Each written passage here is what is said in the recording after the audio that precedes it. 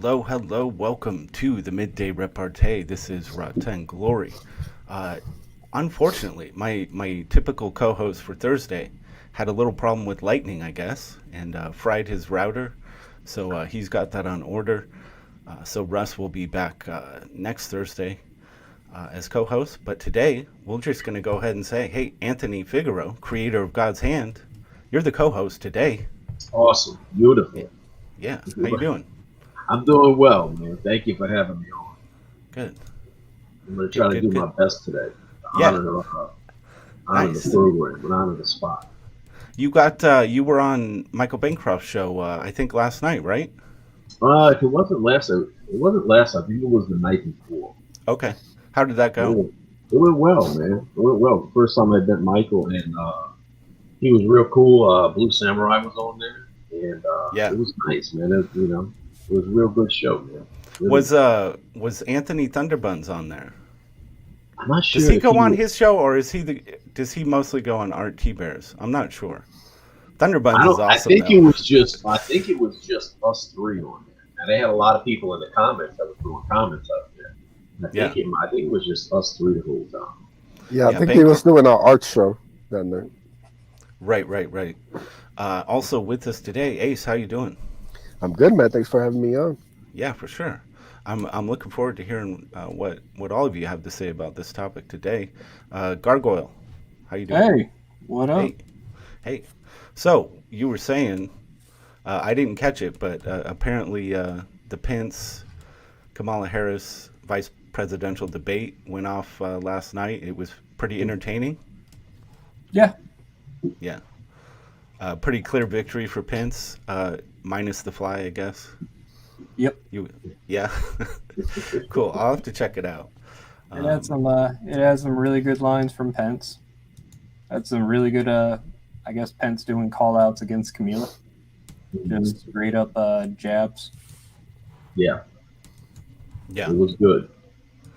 Cool. I mean, it's such a, it's so clear that I'm going to be voting for Trump, but I guess there's entertainment value in watching these debates anyway.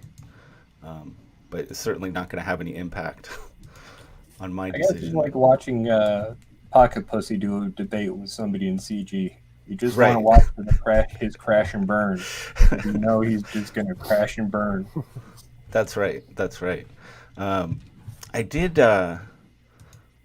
I saw this and I just thought, man, this is when humans just take something to this level, when they customize something, and I just love the end result of stuff like this. Oh, that's so cool. Yeah, I guess this is a hydrogen-based, just custom motorcycle. Like it's totally guys, check this custom motorcycle out. This thing's so cool. It's all like billet cut. There's the air filter. There's the fuel right there. You can see bubbles coming up from the fuel pump. So cool. Look at that. Awesome. Fucking sick, dude. Carbon fiber wheels. I mean, this should be a superhero's bike or something. This is so bad. Yeah. This should be John Wick's bike.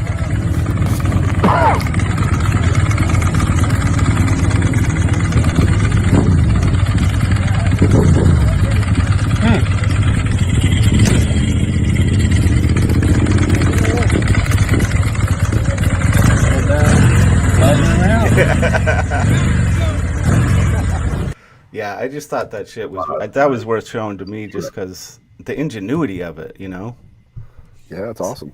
The skill it would take to do this. You gotta have some engineering skills for that.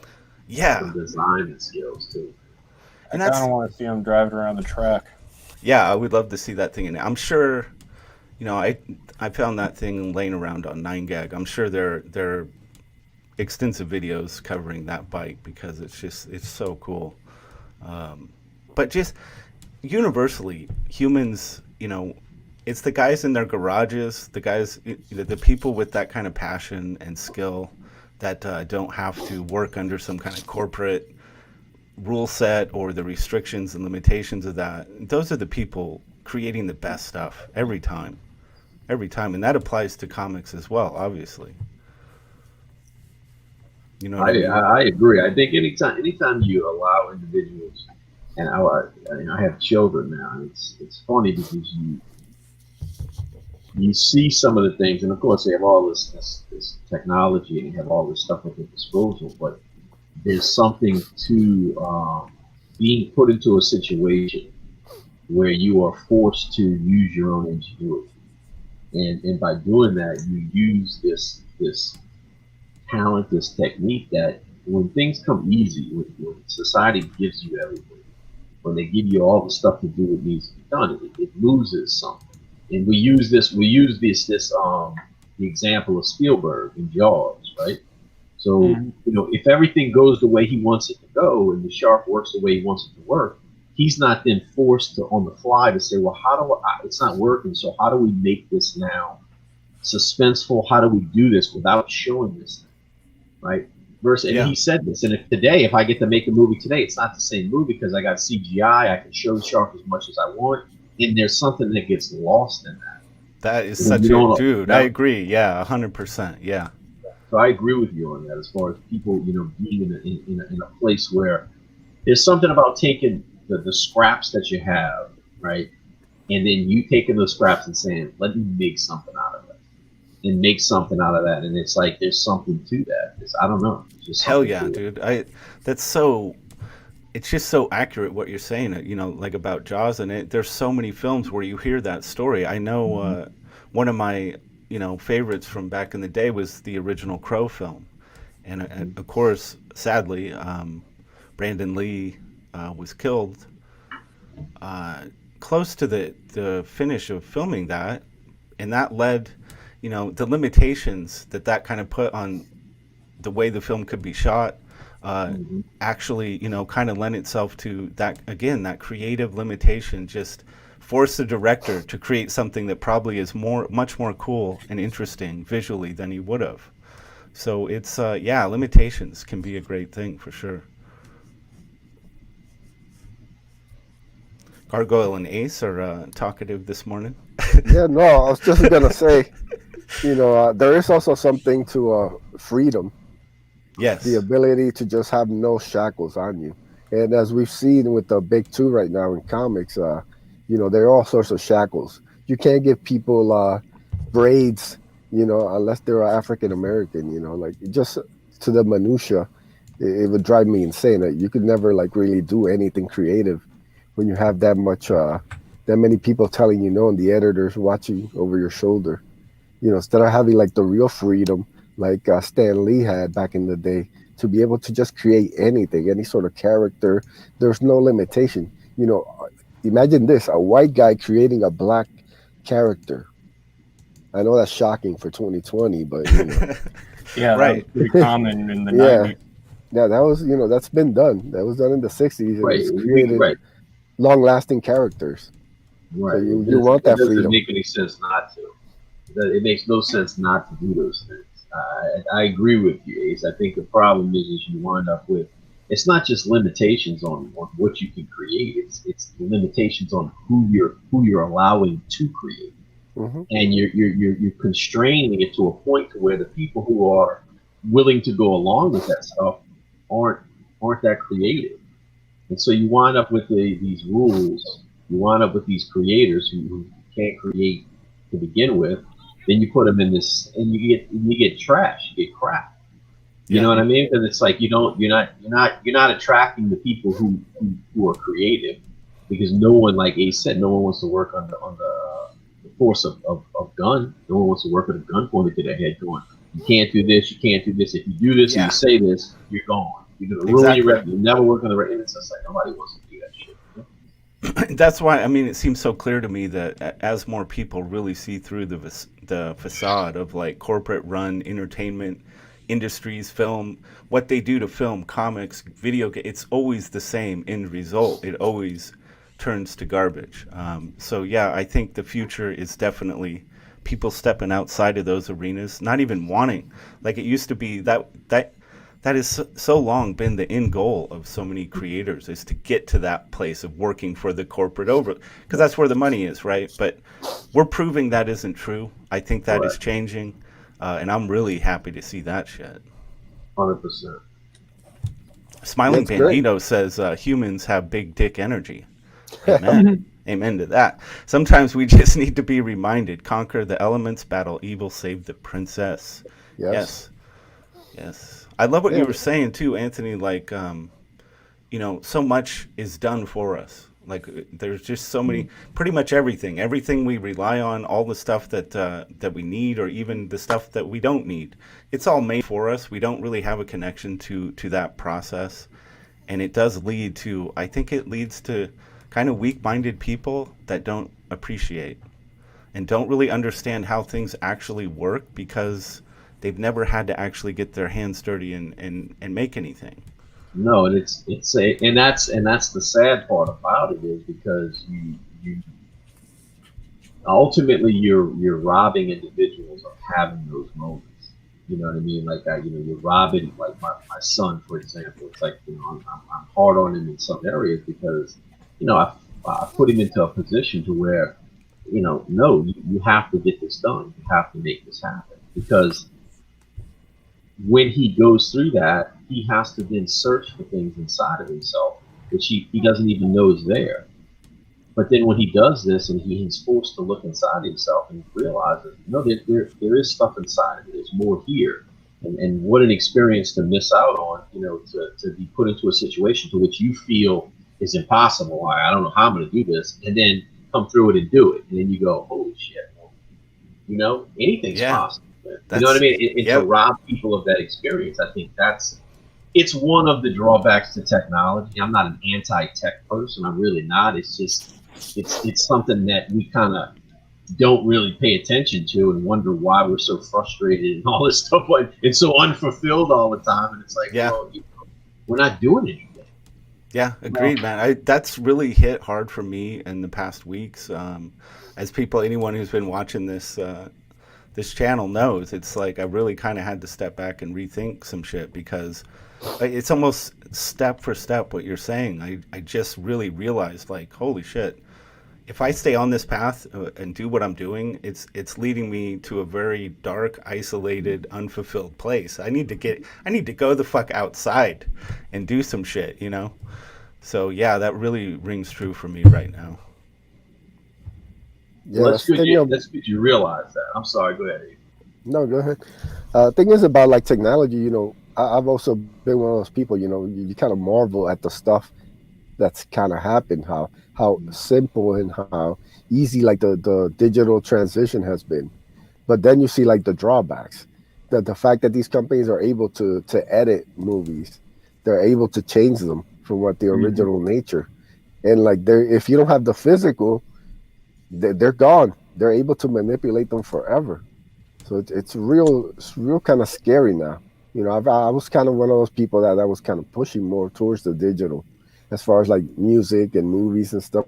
But now like, no, I need the physical. I need the DVDs. I need to have an actual disc, like that. There's something about holding it in your hand, looking at the artwork, reading the lyrics. Most definitely. I miss that, Yeah. And then you really start thinking about what would that mean if everything's on the cloud, if everything's like a digital, and you have no ownership of anything. Think about cancel culture applied to you in that context. What if everything you rely on is on the cloud and you get refused access to it because you voted for the wrong person? Yes. That freaks me the fuck out. I don't want that. They actually showed cases that people had their files deleted off of cloud service. And it was there you go. No, we see hints of it. Yeah, go ahead, Anthony. Very much. I mean, social media is the same way. Yeah. I mean, you know what I mean? Like, it's the same way. We're so locked into YouTube, Twitter, Facebook, these things like this, and it's like, so if it's unfortunate. And I hear what Ace is saying. It's giving up this. You're trading off. You're trading off essentially ownership of identity, of self, of your livelihood, of your work, all this stuff into this arena, this digital arena, which essentially the problem. It reminds me that the lyrics from Pink Floyd, trading the walk-on role in the walk or lead role in the cage, and essentially you get into this digital arena, but essentially the moment you rely on that digital arena, you're owned. You're owned because they can pull it from you at any given moment. And if you feed your kids that way, if you pay your bills that way, you on the digital plantation. Bro. I mean, that's dude. And it is some scary. people might think that's an exaggeration, but really, I don't think so. I don't think so. The more control we have over the things that we rely on for survival, the stronger we are, and the less we control those things, the weaker we are in terms of our position. Or if we want to stand up to something we don't agree with, if we have to do that in the face of losing access to everything we need for survival, that puts us in a weak place. So it's all, man, it's insane. I think it's up to us to just find where we're going to draw that line in the sand. How much convenience do we really want to have in the place of having ownership of who we are and the work we do, you know? It's tough. It is, man. I mean, it's a trip. I don't know. Some people, it's weird. Some people are,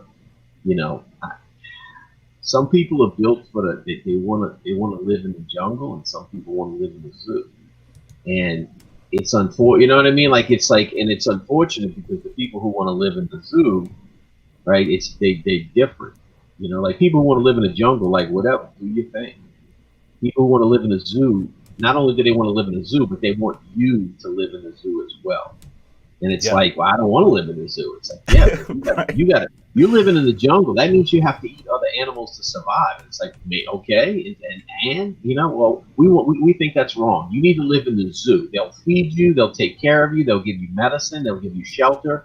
But you can't live in the jungle. And it's like, well, I'm a wild animal. That's where I want to live. I wouldn't live in the jungle. I could fall and break my leg and die. I could get eaten by another animal, but I'm free. I'm free. That's where I want to live. Dude, I love this analogy. It's fantastic. I got into the same argument with somebody with that similar situation. It's like, okay, what if that person wants the steak you're provided, wants one extra steak, and he wants to take yours? Well, they're all the same. Why would he do that? It's like, it doesn't matter. Doesn't matter. Yeah, that's a whole nother aspect to the equation that is completely misunderstood by certain individuals. I mean, it just is, and it's unfortunate, but it's like, you need to listen to those who have been in the dark who now live in the light, because they can tell you things like, hey man, look, you can say what you want, but when you've been out there, and it's like, that's not how human beings are, bro. That's not how it works, bro. You will always have people who, if they think they can take from you, will take from you. And it's like, you can do whatever you want. It's going to happen. Exactly. Like ignoring reality when it comes to human behavior in the pursuit of some kind of false utopia, it doesn't help anybody. It does not help anyone, dude. And what was the other thing I was going to say is...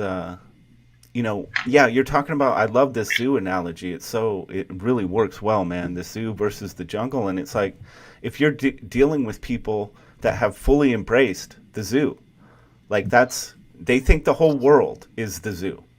They're so immersed in it.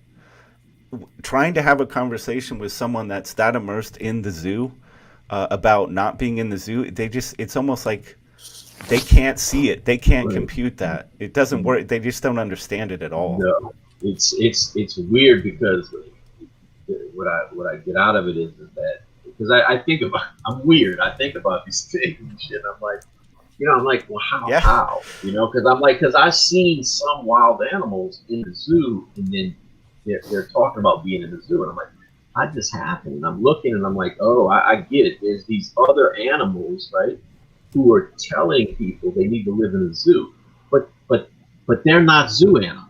They're zookeepers, but they're trying to convince everybody that no, you want to be in the zoo, and it's like, but you're not living in the zoo. You're a zookeeper. You just want more animals to have in the zoo. Yeah, oh my God, this is a powerhouse analogy, man. I'm That I have to zookeeper make is use Joe of it. Exotic, not even take care of the damn animals. You know, it's like, you don't live in the zoo. Stop telling everybody to live in the zoo. Yeah, you're luring other men that aren't attracted to you, feeding them milk and fucking them. Lucius You is nasty trying to get zookeeper, us. Lucius is trying to get us Oh, back on topic, but we haven't even started our topic yet, Lucius. All in good time. A little bit of patience. It'll happen. Sorry, Lucius. We like to start Sorry, with you a little got me bit on of a dirty banner. mind trip. You know, it usually takes people about 30 minutes to get over here anyway. So, you know, we let people show up before we get to the heart of the matter. I did want to, have you guys seen this new thing that Kelsey Shannon is starting to do with his channel? Having like interviews with cool people. He recently had Peter Samedi on, who my respect is just continually growing for this guy. I really like what he's doing. He says something here that I really love what he says, but I also think it connects with the topic today. So let's have a listen. Make sure I have this unmuted. Cool. Excellent out of it, you know. Yeah, and that's kind of I always approached creating comics as more like a I grew up playing sports a lot too, so I always viewed it more as like being a part of a team in the truest sense of the form, so that you have to do certain things. You have to be a role player. So not everybody could be the artist on the book. Not everybody could be the writer. You need certain people to do certain things to the best of their ability. Otherwise, it just turns into this weird power struggle, ego mess of a thing, So you need people that are truly comfortable. You need a letterer who's not sitting there going, "Man, I wish I was the artist," or the writer. You need an artist who's like, "Oh, if I could only just write this book." You need someone who's like, "No, I love to do the art. If I'm a letterer, I love lettering this book. I love doing that and being a part of the." Yeah. So I just think that's a powerhouse statement when it comes to collaboration that it often takes to create a comic book. What do you guys think about that?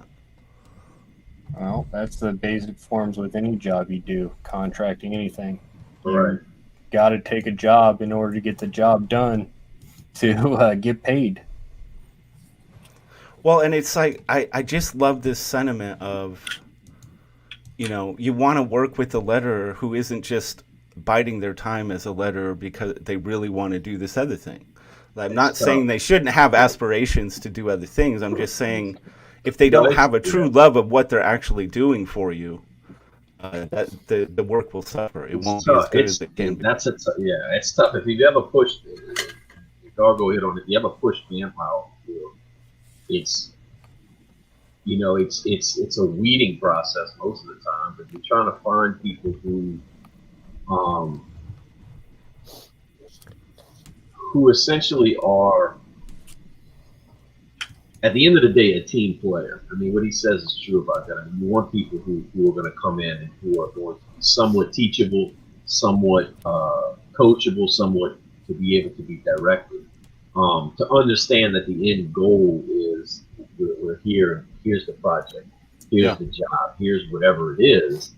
And I had a conversation with somebody the other day, and it's like, I've never experienced it quite, and it's funny, Gargoyle brought it up. I've never experienced it quite like being on a job site, on a construction site, a smaller construction site. Bigger construction sites, you get a little bit of politics, but smaller construction sites are funny. In sports are the same way, but as far as jobs go, these are guys who get paid. Yeah, you would get on the job, man, and it would be like, I'm talking about, roofing, whatever it is. You've got 5 guys on there. Again, you don't always like each other, but right. You know that if we don't finish this in as fast as we can, that's longer we have to stay in the sun and burn up. So right. I don't care if I like you or not. I'm not going to hide tools from you so you can't find your tools so the job slows down. I'm like, no, man. Look, if I got an extra one, it's like, here, use this one. Come on, man, let's get this going. And everybody's kind of, and we understand that it's like, there's the foreman. I'm in charge of just putting screws in this wall. That's what I'm doing. So I'm rolling on that. Bro. This dude's putting the walls up. This guy's putting the insulation on. You know what I mean? And so, but finding cats like that, it's a weeding process. You know what I mean? Sure. You got people with all kind of ideas of, I guess being a team player. Yeah, exactly. I mean, being the team player is so key, and I think an important aspect of that is even if you haven't, I would like to be this someday in the future. I want to be doing some other thing. But if you're doing a particular job, find a way to love what you're doing in that moment, because it will benefit your other teammates, your other collaborators. It will benefit the project. If you're always just like in your mind kind of frustrated that you're not at that place you want to be, you're not putting that love into what you're doing right then in that moment. So I don't know. I kind of felt like it was a really cool thing to put on the table. I don't think I've heard anyone talk about that the way he did just there. Right. The word that came to mind as I'm thinking about it is maturity. You're looking for people to have a level of maturity that essentially understand, it's not all about me. Like, you know what I mean? Like, I'm here to be a part of this process. I'm here to be a part of this experience.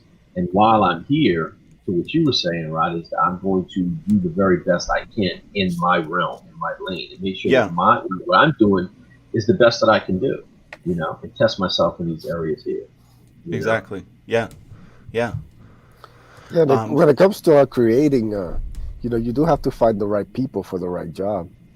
Sometimes it doesn't matter how much you might like somebody or their work. If you're not vibing with them, it's not going to work. It's not really worth taking on. Speaking for myself, trying to find an artist for my first book, that's a tricky situation, I lucked out when I found Canales, we vibed from the moment, the only thing he's worried about is trying to take my story and my vision and making it better. Yeah. And translating it the best way possible.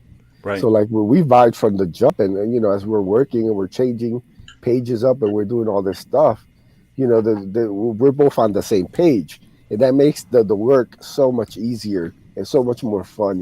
When I get like a page back, and I needed changes, I can tell him, hey, this panel right here, can you switch that up? He's like, yeah, no problem. And you got to find the right people, man, that don't have the ego. They just want to put out the best work possible. That's really huge. Yeah, I would recommend. It can be tough when you're a writer and you're working with artists. The time commitment it takes to produce that work, and it can be tough sometimes to be brutally honest about the feedback you're giving to that artist. But it's got to happen. The artist will respect you more when you're honest, not abusive, just honest about what you need to serve the story. Because there are writers that might take things too far. Pick your battles with an artist. Give them some freedom to do what they do. But also, when you need something to happen or something isn't right, they're going to respect that if you can just be honest with them. I would add also to artists, don't act entitled or thirsty. I've seen tweets of and DMs from people who send me crazy ass shit of not paying enough attention to them, like I'm their boyfriend or something. I shit you not. Artists are motherfuckers, man. Artists are motherfuckers, bro. They can be very flaky, bro. Very, very flaky. Sure. Yeah, but this is the guy I didn't do business with. This is the only guy I liked. Here's one of these flaky artists coming on right now. Yeah, I know. The Sim guy, man. Sim down here. Yeah, one of those. One of those guys. Anyway, I just wanted to point out my ears were ringing. Yeah, that's right. Kelsey's doing some. Hey, bro. Yeah, Kelsey's doing some cool stuff, doing this interview format. He's got cool art for it. Just wanted to kind of shout that out.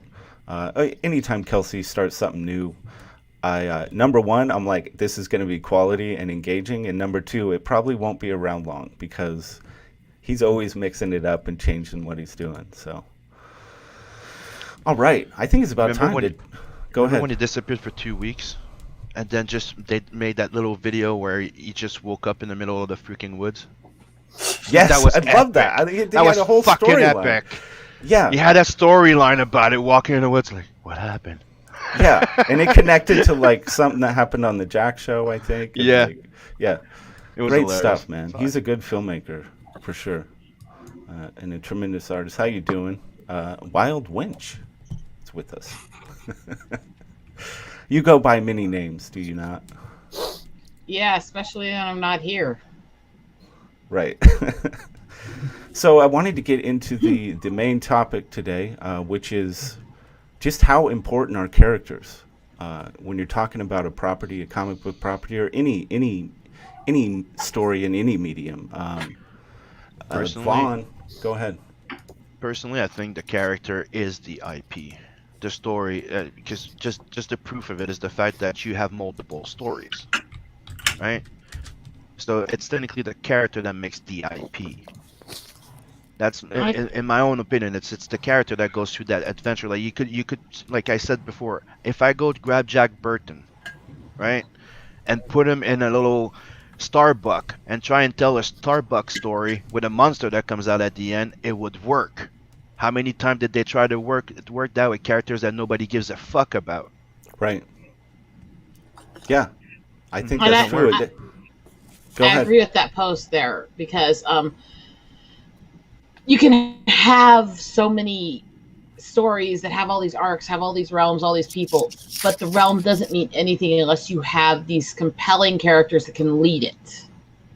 Correct. Yeah. Because I agree with otherwise, that. there's nothing to tie it together. And this whole topic was kind of inspired by Vonster's tweet here, and I was hoping he could come on and talk to this a little bit, but he works. Unfortunately, he's working during the day, so he's not able to be here. But a lot of people pitch their art and story in campaigns, which is great, but too many forget to get us into their lead character, their struggle, their quirks, their desires. Hook them with more than the baselines. Get your audience personally invested. I think this is, it's so important. It really is the character that is going to really get people invested in your project. I think. How do you feel about that, Anthony? It's, I'm looking at it and I don't know. I mean, because I hear what everybody's saying and I agree. Yeah. You know, I guess I'm trying to parse out. Yeah, and I'm probably looking at it from the wrong angle, but I'm trying to parse out the writer. Is he writing the story and the characters? You know what I mean? Can you have a good world and not good characters? Can you have a world that you want to go back to and see more of, but not necessarily the character? Is that possible? You know, character is important, and there's no doubt about that. And I guess that's what I keep thinking. Which one?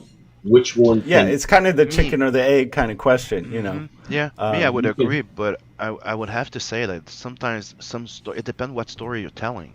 Because I agree. Remember, No, like I it's agree like with all that. I agree with that.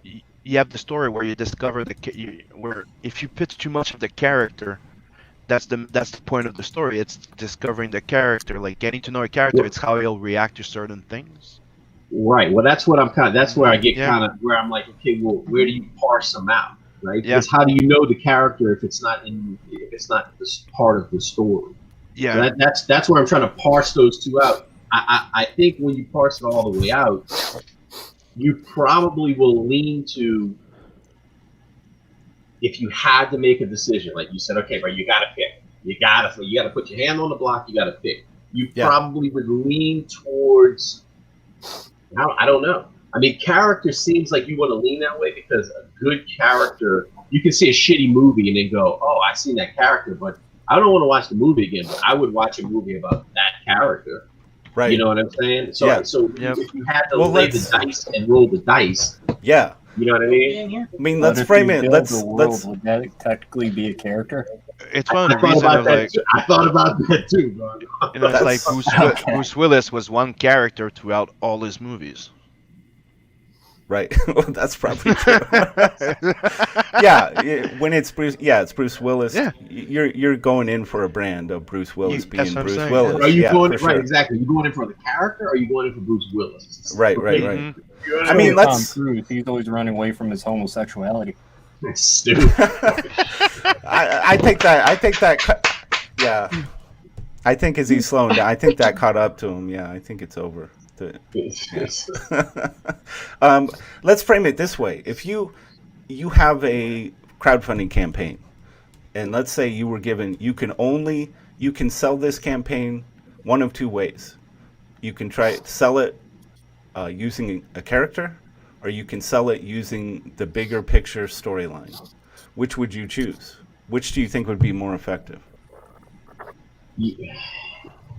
In a pitch storyline, because no one knows who the character is. They don't know who is this character. Who cares? But if I tell you about this story of where it exists and what's going to happen, and it's a horror story, and it's a thriller, and it's murder, and it's mystery, and you got this, that, and I tell you all these elements, you go, wow, that's kind of cool, man. I'd like to know what happens in this story.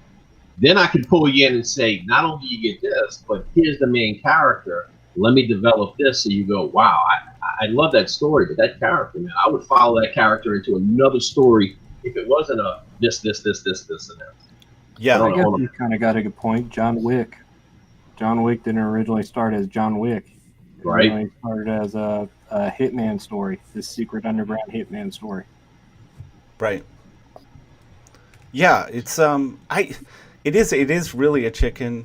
What came first kind of question, a chicken or the egg, because to me, it for seems like like comics, for comics, it's not just the characters, the character design, because it's a visual medium. yes, that's So a huge to me, when I component. see, look, the best example I can use is Brutus.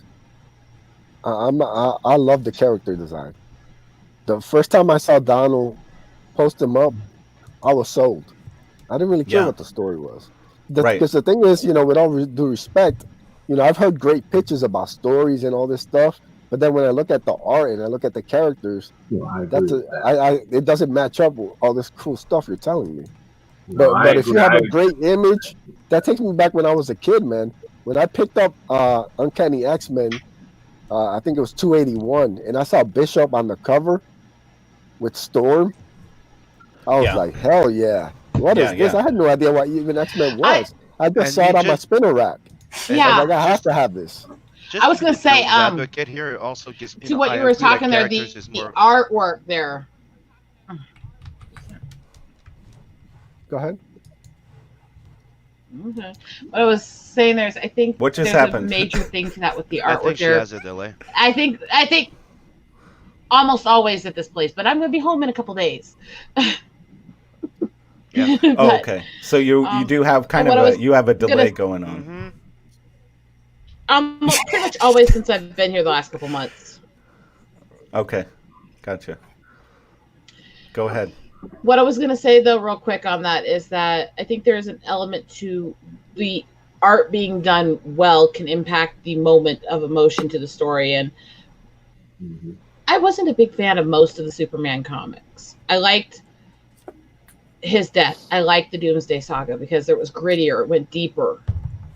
But one of the moments that actually was impactful in it was literally a few words on a full-page art piece.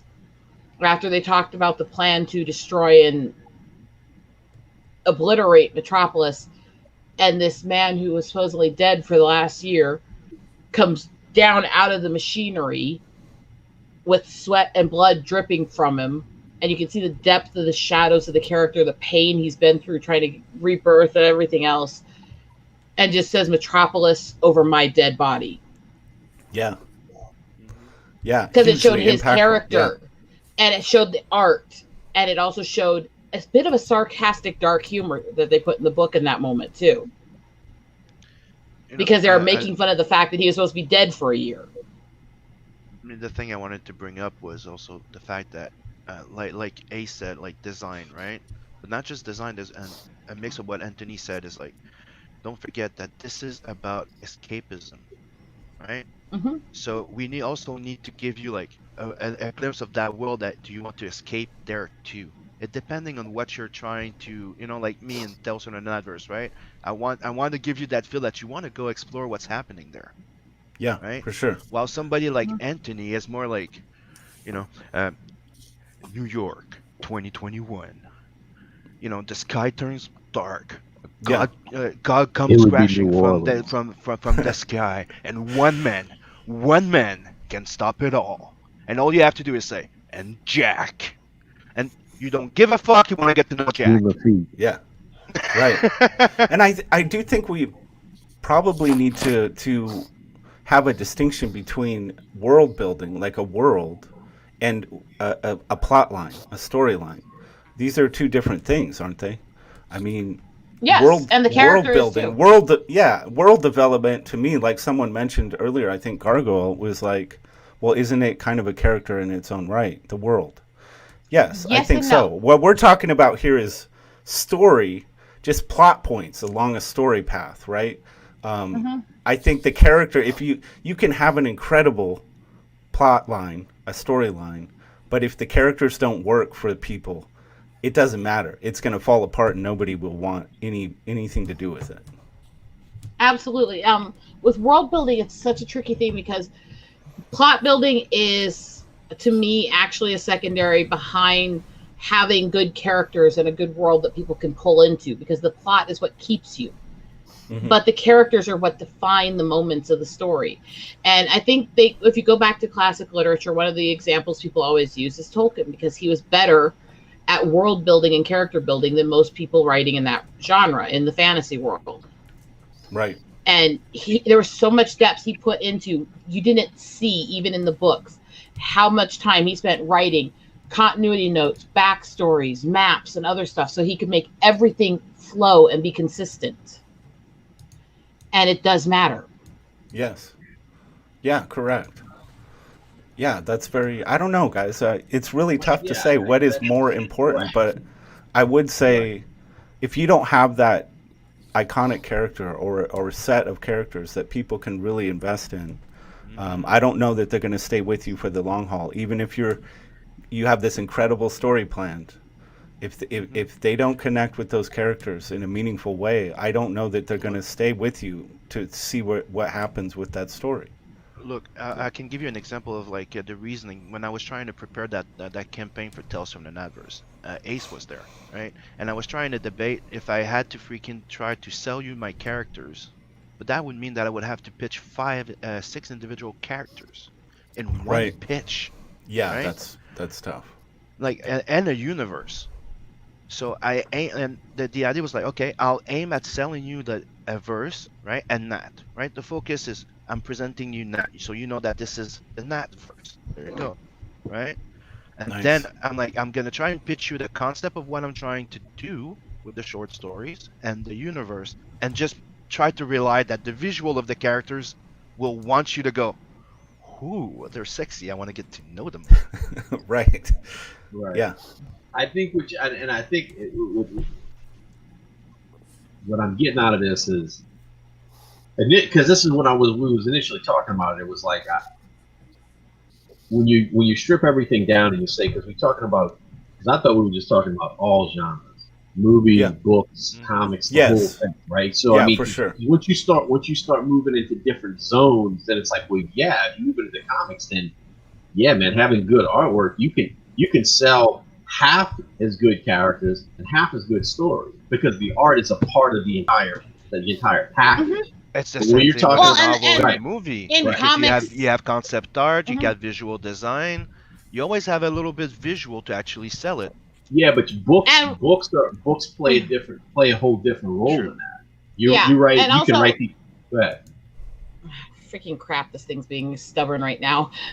I was gonna say, and also with that, you gotta done. It's a cover. You gotta realize that with the different realms, every realm is so different in it. When you go to comics, you have to have very little dialogue, but you pow with it. You have very few story boxes and the dialogue people are saying. That's it. You have to find a way to tell a massive story in a few words and be impactful and deep and still have some character. Your world building, which would be the descriptions of the things around you, the stuff like that, the flowery writing in novels and short stories, that's your artwork. Same as the flowery words are the art backing a novel. When it comes to movies, that's special effects, but they all have the same basic thing. You have to have something that pulls you into the scene around you. You have to have characters that drive you to go further in, and you have to have some dialogue that makes you feel the moments and understand the characters. Right.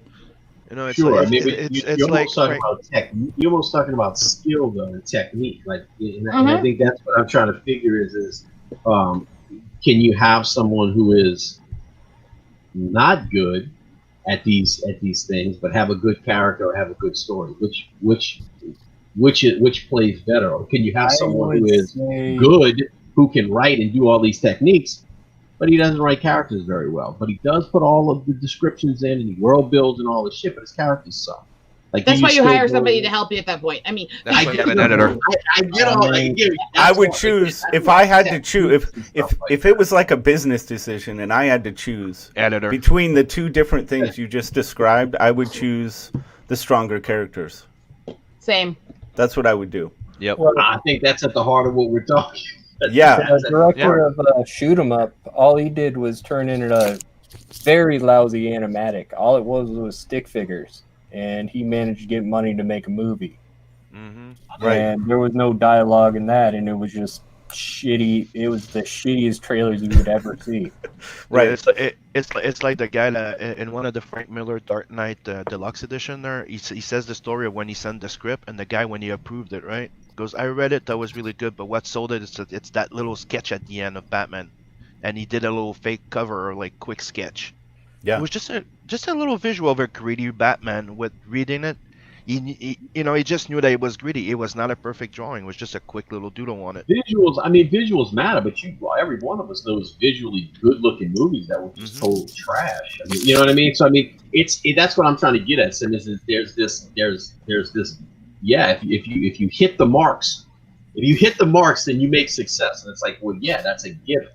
But if you have to say, okay, well, what is at the heart of this? Can you make a movie that visually doesn't wow you, but when you sit down, like Schindler's List, you sit down and watch it, visually it's just black and white, and there's nothing visually stimulating, but it's powerful. Hey, I You take watch it offense and to it's that. powerful. But it's a bit like the first Star Wars. Like, dude, the first Star Wars, Luke comes out a bit of whiny. You're not coming back on the second one technically just for him. Right. Right. I have to say, Rod, but you have that power.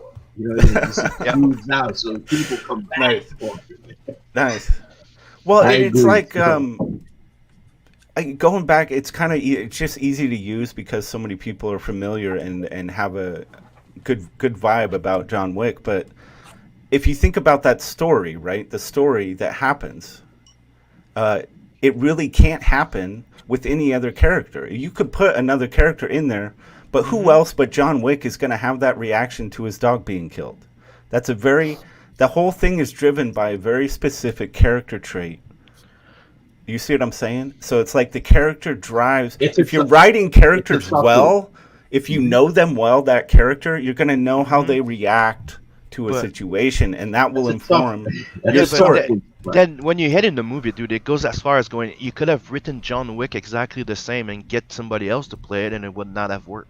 That's what I was gonna say. Yeah. Like that factors in as well, because then you start putting people into roles, and it's like, okay, how much does Keanu make? How much does us thinking about Neo and all this shit in the back of our head make this go? Oh, and then let's throw Morpheus in there too. They're all there. Oh shit! Look, they're all here. It's just another Matrix. You know what I mean? How much does that play into that whole thing? Yeah, right. I mean, I've heard writers all the time, big best-selling authors all the time talk about how the character, once they get to a certain place with the characters, the characters start telling them what happens next. Sure. Yep. They start writing the story for the author. You get in that zone with it. So I think, the better, and I guess this is just speaking to the creators out there, the people who want to do this, who want to jump on board and create an IP, a comic book series. Yes, your world is important. Your story, the story that you want to tell is important, but you got to pour that energy and that life into your characters, man. It's so crucial. I think somebody once said it well. You come in for the world, for the story, but you stay for the character. Well, I agree. My thing is to play off what you both said. It's kind of like, well, I would recommend anyone who steps into the world of creating that you learn your craft. And so to me, story and character are one of the, like, you know what I mean? The idea that you're going to not develop one and the other, that's a losing for. Why would you not try to develop both of them? You know what I mean? So it's a craft. Learn your craft. Know what storytelling is. Know what character building is. Know what world building is. It reminds me of the advice I was given once. by Michael Turner, the thing of like, you hate doing backgrounds. You hate doing backgrounds. It's fucking annoying. You prefer drawing characters until somebody goes, yeah, but you have to understand that in the story, that background tells its own story. It's its own character. You have to design it like it's a character. It has to tell its own little story. And I'm like, huh. So I'm thinking, there's no one good way of doing it, right? People, and I'm like, I agree with what Anthony's saying. You use your trait, you work them to the best, and then you hope that the other side is gonna catch up to the other skill. Technically, I think it's you need both. You need both, like a strong character and a lovable character. Sometimes you love to hate them. Like, look, everybody's a fan of Bender. He's a guy you love to hate. Right. Yeah. You would probably want to punch him if he was your next to you, but you love enjoying watching him because he's funny.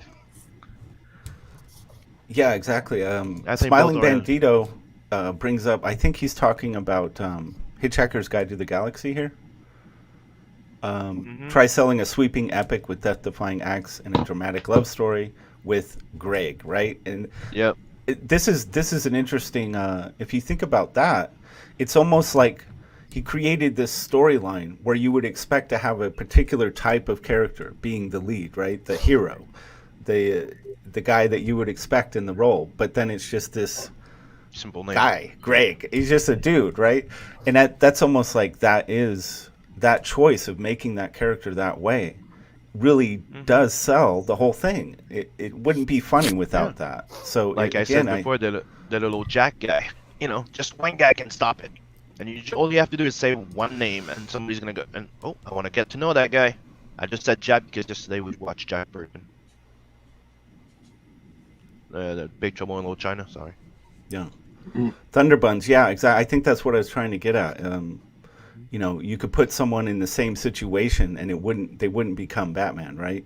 It's and you have to understand how did that person get to that place where these set of circumstances create that outcome. And so it's really giving people that kind of connection to your characters is just so crucial. And look at Star Wars. I know when I posted this on Twitter, Star Wars definitely came up because it's so relevant. The world building was already there, right? The Star Wars world, people love it. There's endless love across the world for this thing, this IP, but not endless love for these new characters, right?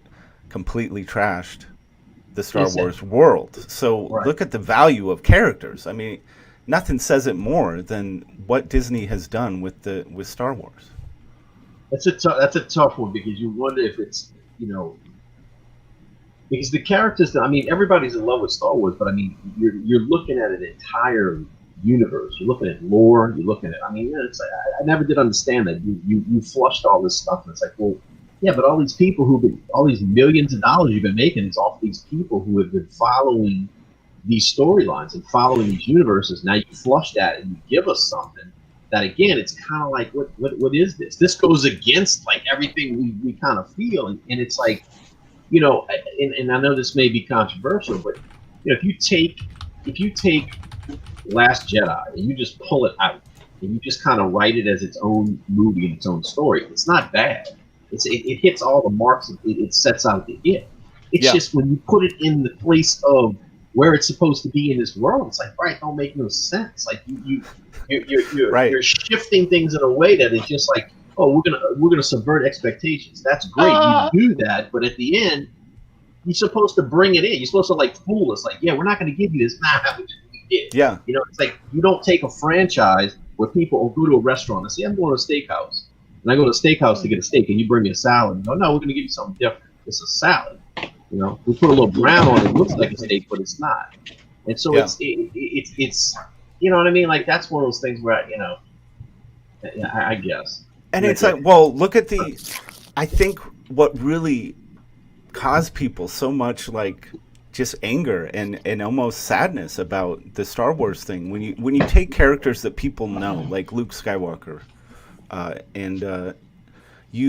they kind of know, the people are very intimate with how that character would respond to a situation, how they behave, what their worldview is. And when you take a character like that, that is known to be a certain way and completely change the way they are with no real reasoning behind it, look at the reaction you're going to get is poison, man. People are going to hate you for it. You can't deconstruct a character without reconstructing it. Yeah. Well, Yeah, smart exactly. people weren't happy with The Force Awakens. I wasn't. I didn't think any of them were that good because I didn't think any of them had anything unique or deep to them. See, Yep. smarter people weren't happy with it at first. My point exactly. Yeah. Ah, Nice. Yeah, it's line. Such a kiss up line. I mean, yeah. I was happy with Force Awakens that I got to see Luke Skywalker the last part of the movie. I was like, that's what I came here for. I wanted to see Luke Skywalker. That's it. I mean, the beginning part was cool the first 5 minutes, but then after that, it just was like, what is this? Finn was basically Jar Jar Binks, and then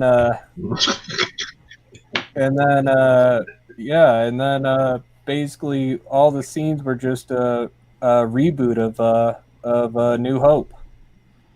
Oh, dude, it's blatant. It's so painfully like a mirror image of it. Say, do you know what? Do you know what made it the hardest for me to try to watch Force Awakens? Though I am okay. At the time of its release, I was right about 30. Mm-hmm. I have been deeply studying fencing and sword fighting since I was 5. Oh, right. The second he pulled that out and turned it on and the hilt lit up, I literally started laughing so hard I couldn't even watch the scene. Yeah, it's taken a lot of attacks for that perspective as well. I mean, yeah, for sure. It's like, no. And nobody did I rant better with about that than when I was sitting in the little cafe ranting about it with freaking Milestone talking about her teaching fencing. Yeah, right. But I mean, the two of us going on the fencing was fun. Speaking to the power of characters, I mean, what do you... Yes, people like the Star Wars, the world of it, of course. There's just a vibe to it, a feel to it, a tone that people connect with. But really, what has kept people loyal, just kind of almost in a frenzy in terms of a fan base, were those characters from the original trilogy. They are the ones that still move toys off the shelves. The new characters sit there and collect dust. There's no connection to them. They're in the same world. I'm sure like a guy in a suit sitting at a conference table doesn't understand why they don't sell, but it's like you got to understand the power of an audience connecting to a character. It's so important. It's not just having a character that's like Q or you can clearly identify all the time with. Irrelevant. Some you respect, some it's you look up to. So what is that? It's like watching your best friend, right? Yeah, exactly, man. And it's like this idea that you have to be just like the person on the screen to connect with. It's such bullshit. It's such a lie, man. Such a lie. No, I think that is the weakest form of storytelling. Yeah, let's see. Let's see me find a character that actually reflects me on the screen. Okay, let's see. She's got to be both a little bit of a Disney princess and a headbanging biker bitch at the same time. She's got to be very, very pale-skinned native. Let's see. No, this isn't going to work just there, and I don't even want to get into the rest of it. Yeah. It won't work. Well, there's so much. I mean, there's so much that bond. There's so much more. Like if you get into developing characters, you study character development. There's so much. The human experience, like fear, anxiety, love, like all these things that are deep down inside the fear of being alone. Like it's like we already know. We all share that. If you write a story about the fear of being alone in the depths to which we go to circumvent that. The fear of intimacy, how we're afraid to let people see who we truly are inside because we'll be rejected and then we'll be alone. I mean, you talk that shit and it's like I don't care what color you are, I don't care what your nationality, it doesn't matter. Yes. We all share that. Exactly. So looking for the similarities in writing stories or trying to write stories that can grab people internally and move away from this external shit. It's like that's true storytelling. The other stuff is like, yeah, I'm going to tell a story, but I'm going to use this. This, and this to grab that audience. It's like, Dead well, on, man. Crap. Timeless, crap I went universal truths, man. If you don't have that in your characters and your story, it will not stand the test of time. I mean, I love that, dude. I've had this life that's been intense in a lot of ways. I've been through a lot of shit. It wouldn't matter what nationality or person or part of the world I put that story in. If I tell the story in a way that actually plays on the emotional aspects of the things I've been through, no matter who I put it on or where I put it, people would understand the emotion of those moments. Yeah. Smiling Bandito is making some good points too. He brought up Boba Fett and also Vader, of course, and it's like with minimal screen time and almost no, we know nothing about them at all. This is like the strength of a visual component, right? That's iconography. Let's just say it's like the auditory, eternal because debate. Their voices and characters. Who's more? Voice. Sorry, it's getting worse again. Apparently. That's all right. Go ahead, Sam. I was gonna say it's like the eternal like dilemma of like that everybody's talking about. What's more important, like the writer or the comic book artist, right? Well, people will go like, well, but you can't have a comic book without an artist, right? So the writer needs an artist, but the creator, the artist, can actually write his own story, right? Sure. Yeah. But the thing is, the amount of time that I spent like maybe owning my skills as an artist, right? That other person has spent that much time owning a skill as writing. So put them two together, then you get magic. I think it's the same principle at this point. It's like you need a character to care about, and you also need to have a cool universe world around it and a story that people want to go to.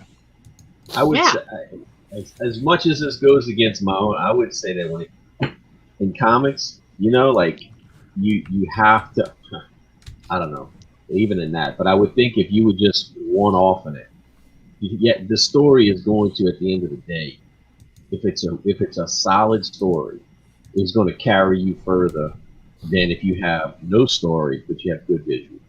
People will pick it up and they'll look at it for a visual, but at some point they're gonna agree. I've seen this character. I've seen what he can do. You know what I mean? Like, Teenage Mutant Ninja Turtles wasn't drawn that well, and it wasn't.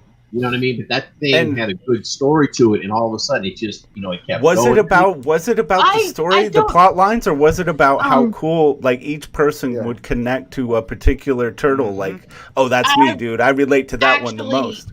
Going to take a slight exception on that, actually, one sec here, because while it wasn't what people would consider standard or good art, it was based after a very specific form of high art, too. It was based after a type of surrealism combined with comic art, and so I do think there actually was some skill in that. Well, I'm not knocking the skill. No, I know. I'm saying in visuals, when you're looking at everything. I think visually it's been kind of downplayed because most people who read comics don't get the high art elements that were used in it as much. Those could be. elements of Ninja Turtles were made for the cartoon. In the comic, they were a lot darker. All it was Splinter was a rabbit that trained Ninja Turtles to kill Shredder. Nope. They were listening to metal. I think with the Turtles is about the character design, really. Yeah. They look cool. The art didn't have to be the best, but you saw Shredder, you saw the Turtles, they were cool. That's the rule of cool, as they say in comics. That takes you farther than anything else will. But you're also playing with one thing. It's like the team aspect. When you have a team book, it's something that that will interest you because it's like you're gonna read like a bunch of friends. So the fact that they were selling you 4 brothers that was raised by a strange rat, technically, you're like, huh, okay, that's interesting. Yeah. The premise. Exactly. It's so bizarre. On a Daredevil and Frank Miller. Wait, say again? Wasn't Teenage Mutant Ninja Turtles created to make fun of Daredevil and Frank Miller's run? Oh, I don't know. Is that true? Oh, interesting. I don't know about that. I might have to look into that. I know that. I didn't know they showed up in there. The Foot Clan was a direct parody of The Hand. Oh, The Hand. I think that starts to make sense. I'm like, well, oh shit, that kind of makes sense. Oh shit. I don't know, man. You know? Speaking of some well-written characters, I do highly recommend Chimera's SOS comic.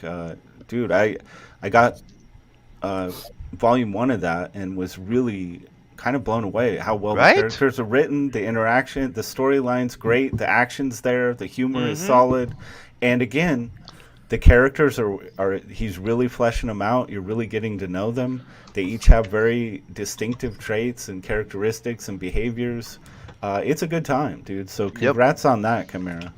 Yeah, definitely. It's one of my favorites. Yeah, and you know, we've got Anthony Figaro here, the creator of God's Hand. Let's have a look at this.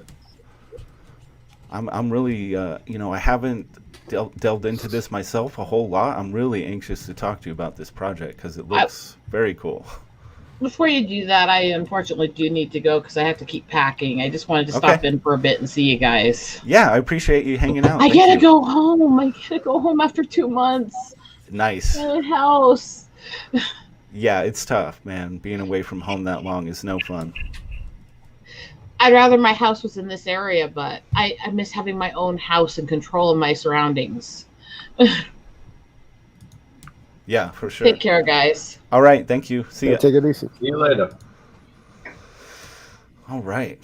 So, Anthony, give us some rundown on God's Hand here. First of all, are you gonna be in demand for a while here? What's your plan on that? Halloween, we're gonna shut everything down. Halloween. Okay, so that's you know, that's quickly approaching here. Right, we're gonna shut down on Halloween and we'll be able to film. Okay. So I kind of leave it up to you. Do you like starting with you want to just dive right into this trailer? Or yeah, you want just to go right with the trailer. I paid money for it. So. All right, let's kick it off. It's a very solid trailer. Death Metal Hero in the house. What up, Rod? What's up? How you doing? What's going on, dude? Nah, not too much. Good to see you, Anthony. I don't think we've ever been on a stream together. I don't think so, brother. Nice to meet you, man. Yeah, you're right.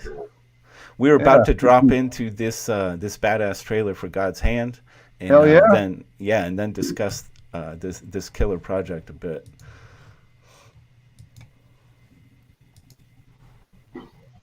At nightfall, a string of murders in New Orleans has been uncovered. These aren't your typical acts of violence. The victims bear an unknown supernatural mark.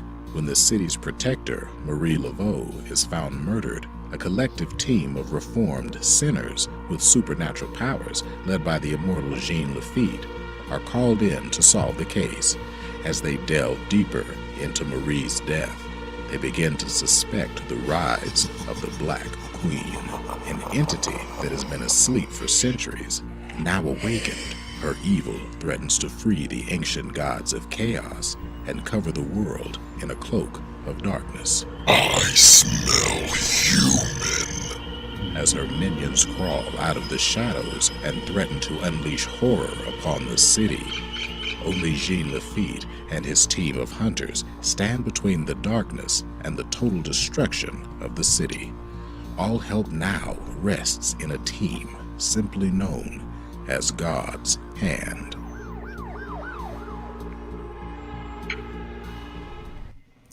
Yes. Very good trailer. I have to give a shout out to Morgan Freeman's son. He voiced I was gonna ask, dude, how'd you get Morgan Freeman on that shit? Right. He sent me his illegitimate son. He's like, look, I can't do it, but he can do it for you.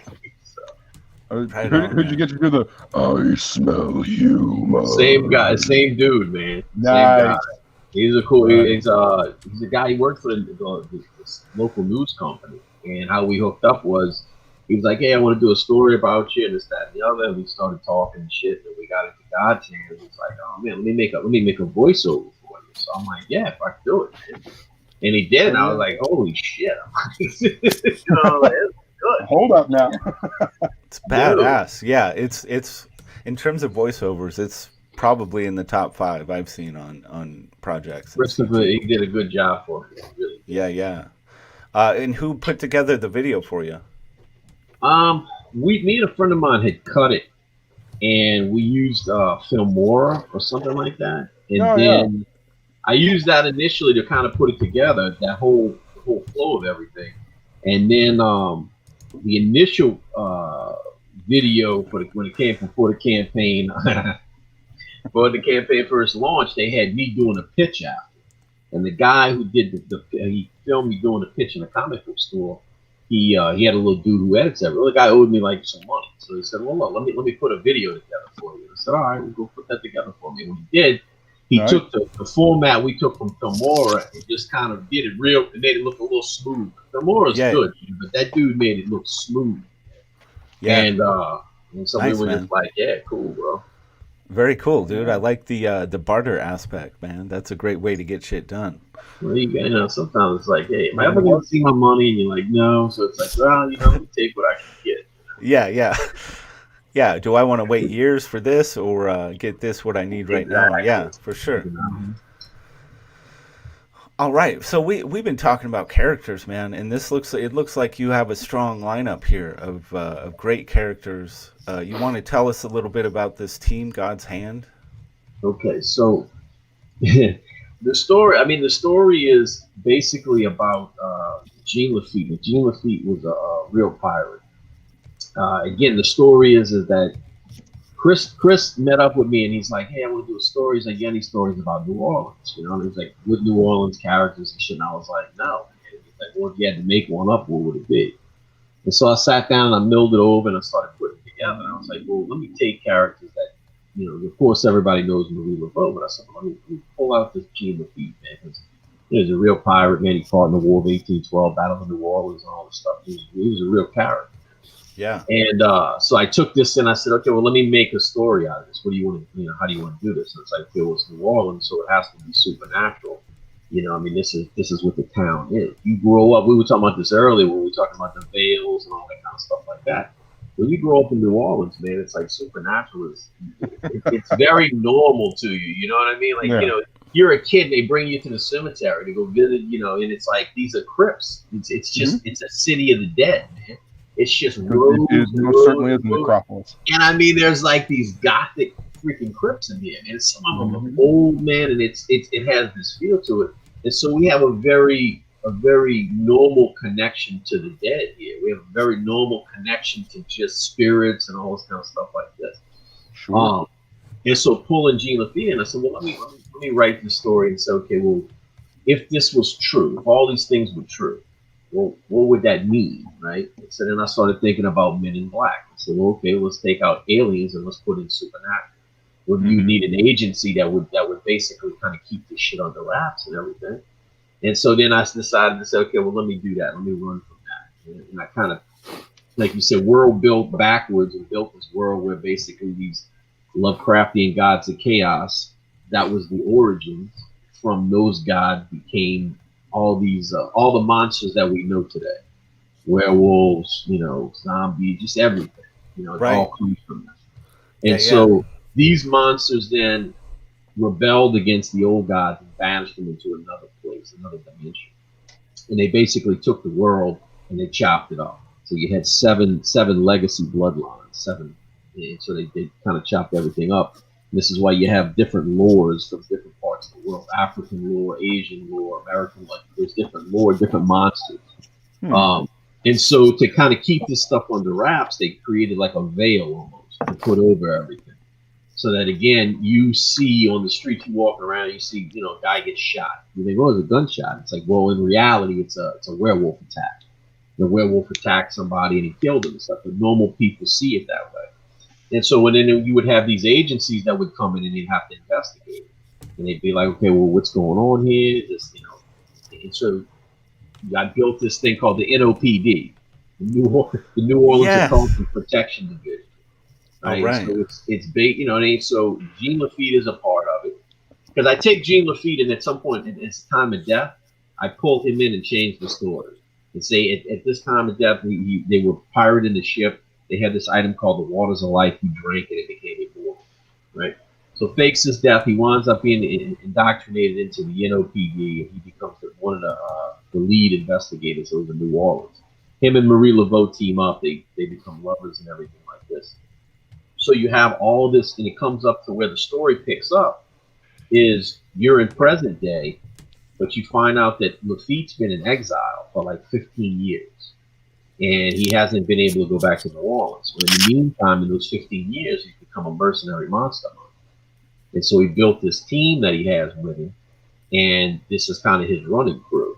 And so at the very beginning of the story, he gets called, and he says, they tell him, look, we need you to come back to New Orleans. Marie Laveau's been murdered, and somebody stole her soul, and there's a grimoire, an old grimoire that's missing. And we need you to come in and find it. We got 48 hours. And so he comes in with the team, and he's got 48 hours to basically find out what happened to Marie, where's her soul, and what's the deal with this book. And then, and so he comes back, and you find out he got exiled for this thing called the Katrina incident. Something happened during Katrina. I use this hospital called Lindy Boggs Hospital. Lindy Boggs was a hospital, a medical complex that got completely demolished during Katrina, and they never took the building down. It's still there. 15 years later, you can still go see it. And it's just they just put a fence around it. Holy shit! Graffiti all over it and shit. That sounds like the South. Yeah, it's just been sitting there for 15 years. So I use that as a focal point that's kind of where this incident happened, and basically it revolves around that, and it brings the story back to that place, and you find out what happened, you find out what the deal is, and you start to understand that there's more going on than just Marie's death and stuff. And so it kind of leads you into that world to open it up, because that's great, man. Yeah, I like that. Yeah, so you have this entry point for the character into this. It pulls him in, but it also leads him to realize there's this much bigger thing happening. Correct. Very cool. And how much? Everything I just heard. Yeah. Oh, it's wonderful, man. It's really cool. And like, how often do you like taking little nuggets from real life, from your environment and things? It seems like you like pulling off of those and getting inspiration there. Dude, pulling from real life adds verisimilitude. It makes the world feel real. Yes. If you're gonna do a story that's not set in some fantasy world or future or anything like that, if you're not set in some type of world that it's a complete fantasy world, do your thing. I mean, just do whatever you want. Space and stuff like that, do your thing. Because I mean, you have carte blanche to do whatever you want. Sure. If you tell stories that are connected to reality in any way, shape, or form, throw in those markers in there, because you want a bridge for your audience to be able to latch onto and go, okay, well, I don't understand this, but I do know this. I do you know what I mean? I recognize this. Yep. And it gives them just a little bit of a bridge to just follow you a little bit longer. It buys you time to kind of sell them on the rest of everything else. You know what I'm saying? And the more you can weave that together, then the more you just you're like, well, wow, that's completely in fantasy land. But when he says that, like when your boy was like, hey, the Foot Clan is actually the hand. I'm like, well, shit, that makes perfect sense. Holy shit. Whether it's true or not, you know. Yeah. No, they actually did base the Foot Clan off the hand. Splinter is stick. Gotcha. Like they were all about, that's what was popular at the time. Mutants and ninjas. So they made Mutant Ninja Turtles, and the rest is fucking history. I actually went to college in the town that they created the Ninja Turtles in, and inadvertently looked at the house that they made the Ninja Turtles in to rent it. They wanted an astronomical rate for it, but it was a nice house. Why? Because it was a Ninja Turtle house? No, they didn't know that. I found out later when I was looking at a picture. I was like, holy shit, I've been there. Yeah. That's funny. Shit. Yeah, I really like that, man. Stuff in, man. If you can mix stuff like that, and it's cool. Man. Yeah, that's sweet as hell. Did you try to get into that wrecked hospital for like take photos for art stuff, or is it? It crossed my mind many times, man. But I'm like, it's New Orleans, so it's like, right. If I go in there, it's like, first of all, I'm gonna have to bring a piece with me. And then it's like, what's the chances of me actually having to shoot somebody? It's high, and I'm like, look, I'll just make it up. I'm an artist. Fair I can enough. just make shit up. I'm just like, We'll we'll let that slide. I mean, you having to shoot somebody for I'm like, I'm just making this shit up. We'll let that slide. yeah, man. Yeah.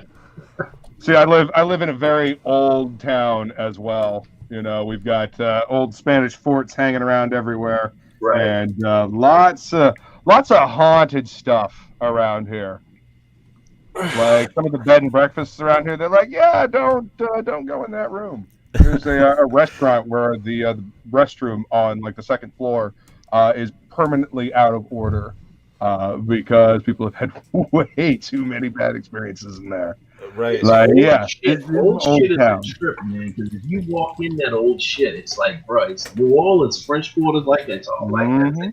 And you walk around that shit, it's like I don't know what it is. For myself, you feel like there's something history there. Like you realize, man, like this shit ain't changed in 150 years. And it's like, you know, you wonder, like, especially in New Orleans, down in the French Quarter, shit, modern day done stack bodies down there, bro. So you talking about you going back into the pirate days and shit, man. It's like, bro, Yeah. you know. Yeah, my town was a old huge New pirate Orleans was port as like well. that, too. So, yep, I hear you. So You know, it's an energy. You know, It is. all those people, all those things happening. It's an energy that just hangs out. I believe Residual. that. My house could be Exactly. built on top of a bunch of dead prostitutes and dead Italians. I It's wouldn't even know. possible. Very possible.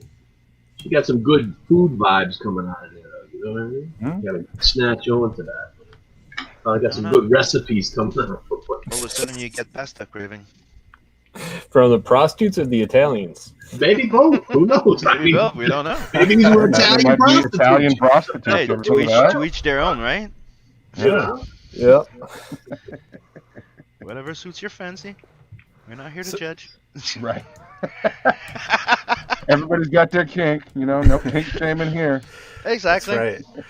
Well, maybe sometimes. Oops. Yeah. Yeah. So That we're happens. looking at an 80 page a book here, and Already ordered a copy. Yeah. Yep. Sim ordered a copy when it was only 52 pages.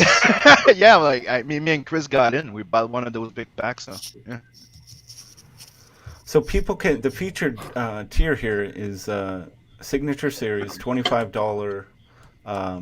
You want to tell us about this feature here? Signature series is you get the book, you get a metal bookmark, and both will be signed by me. All right.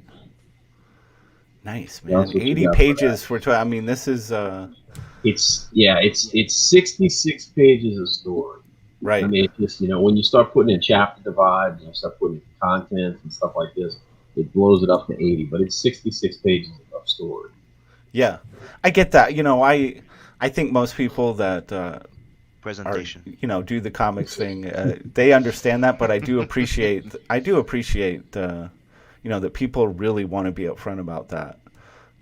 You know, Russ Leach is the same way about Only Death Can Save It. It's like, yeah, it's this many pages total, but it's this much story.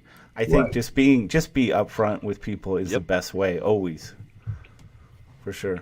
But content is content, man. Yeah, that's why on my campaign it says 64 plus because it's 64 of story Yeah. plus. Camera got angry. Angry. Sorry, Sam. Yeah. Continue. This shirt is looking pretty righteous, man. We got those in the add-ons too, so you can also, whatever perk you pick, you can get the shirt with the perk. If Oh, you want good. to just get the shirt, you can just get the shirt. Nice. Yeah. Obviously, this is one of the. Is this a main cover or a variant cover? Okay, so that right there is the Indiegogo cover. That Okay. means that if you order through Indiegogo, you'll get that cover. Because once the campaign ends, right, the one that we're going to sell to the public will be the cover underneath. Gotcha. So this is an exclusive version of the cover for Indiegogo. Correct. Nice. Correct. Like it. Correct. Very cool. So cool. And yeah. You gonna do patches, man? I know Shay probably asked you about that. Dude, I'd like to. Yeah, I'd like to. I want to get through. At this stage, I want to get through this one. Yeah. You know what I mean? I'm like, let me get through this No, one. I hear you, Because homie. it blows up on you, man. You start looking into all the little things you can do, and you're like, man, I'd like to do this, and I'd like to do this, and it's just like, For sure. I gotta make it. At some point, I gotta cap it and go, okay, what have I learned? What can I bring into the next one? Man? You know what I'm saying? But I have to admit though, the patches thing, like it's not something I thought of before, but ever since people brought it up, started checking into it. Dude, if you buy a good amount, it comes pretty at a decent price, and it's awesome. I want some. I'm actually checking into getting the logo of Nat on his back. I'm gonna order them. Yeah, I think the patches are really kind of, they're gaining ground on the trading card thing. Is in terms of like people want to have all the patches, and yeah, you could put it on. It's like the pin, right? You can put it on your backpack. You can put it on one of your favorite jacket. Yeah. Oh, the poker chips were nice. Yeah.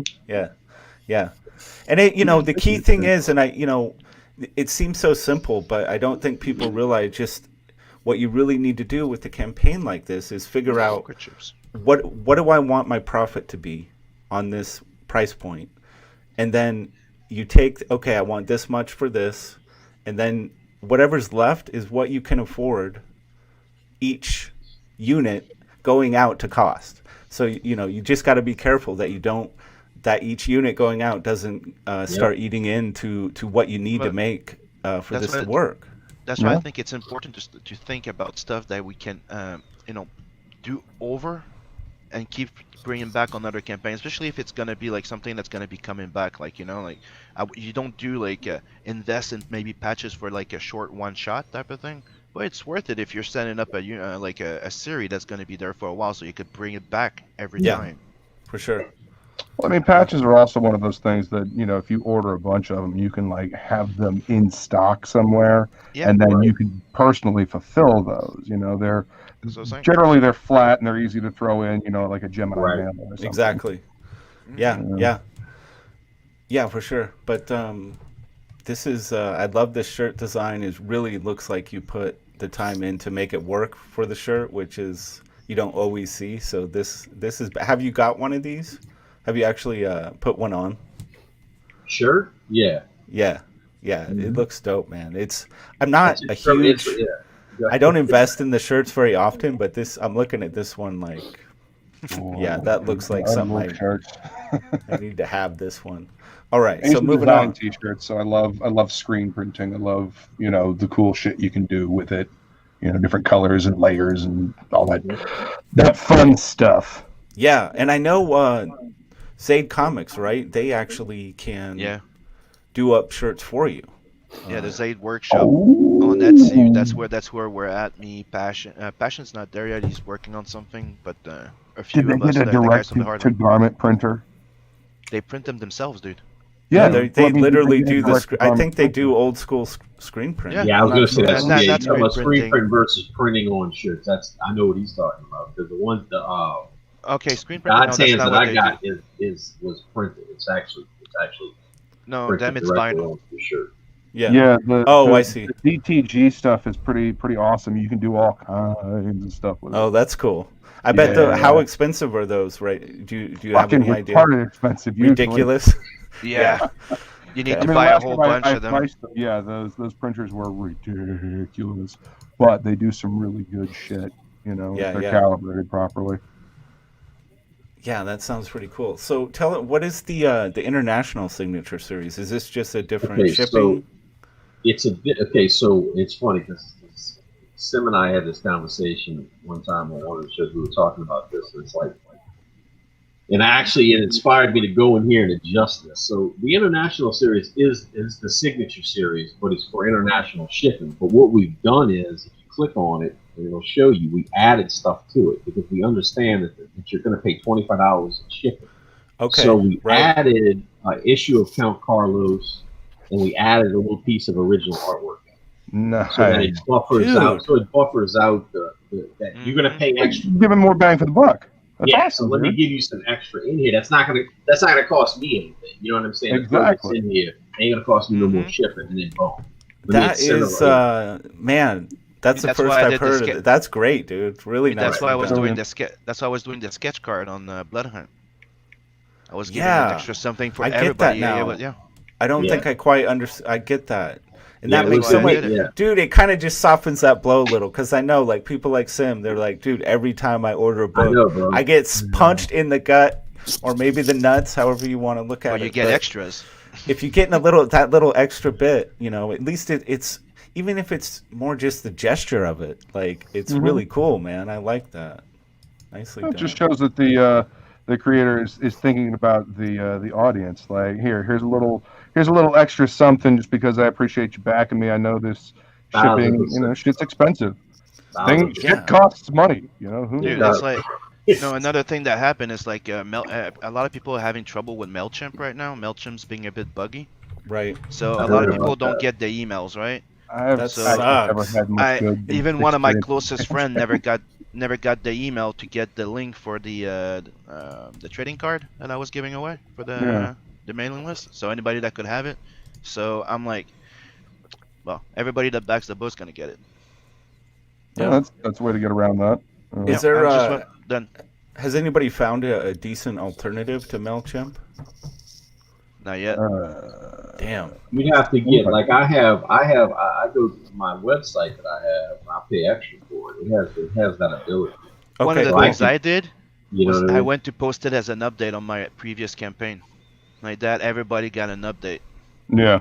That's what a lot of us have been doing, because I've been getting some of those too. Oh, okay. That's a way around it. Yeah. That's usually what Brian Polito does when he does his Lady Death stuff. He'll send out like a notification from the old campaign. Hey, check out this new campaign. Here it is. I mean, he's got his email list as well. Right. But, you know, he will send out a notification just to make sure that everybody gets it. Razmaz, you know, points out that you know, you could just add a small rock to the international perk. A lot of uses. A lot of uses. Rock. It could be illegal, bro. What about? I mean, you could throw a toothpick in there. I mean, yeah, but that would just boost the freaking shipping to the max. I know. Jesus. You know, but it's one of the things that, you know, we all try to do. It's give a little something extra. Like, you know, everybody got a bookmark with the Blood Hunt too, that people weren't expecting it. Yeah, it's really cool, man. I love that, dude. Anytime a package shows up from CG or Indie Comic, it's just like Christmas, man. And I'm not one of these people that's like obsessively, where's my package? I'm tracking everything. No, I just when it shows up on my doorstep, it's like, dude, just pure joy. It's fucking fun. MailChimp screwed Ethan Morton all preview link. Loads of us didn't get it. Yeah, that sucks. We got to find a solution to that for sure.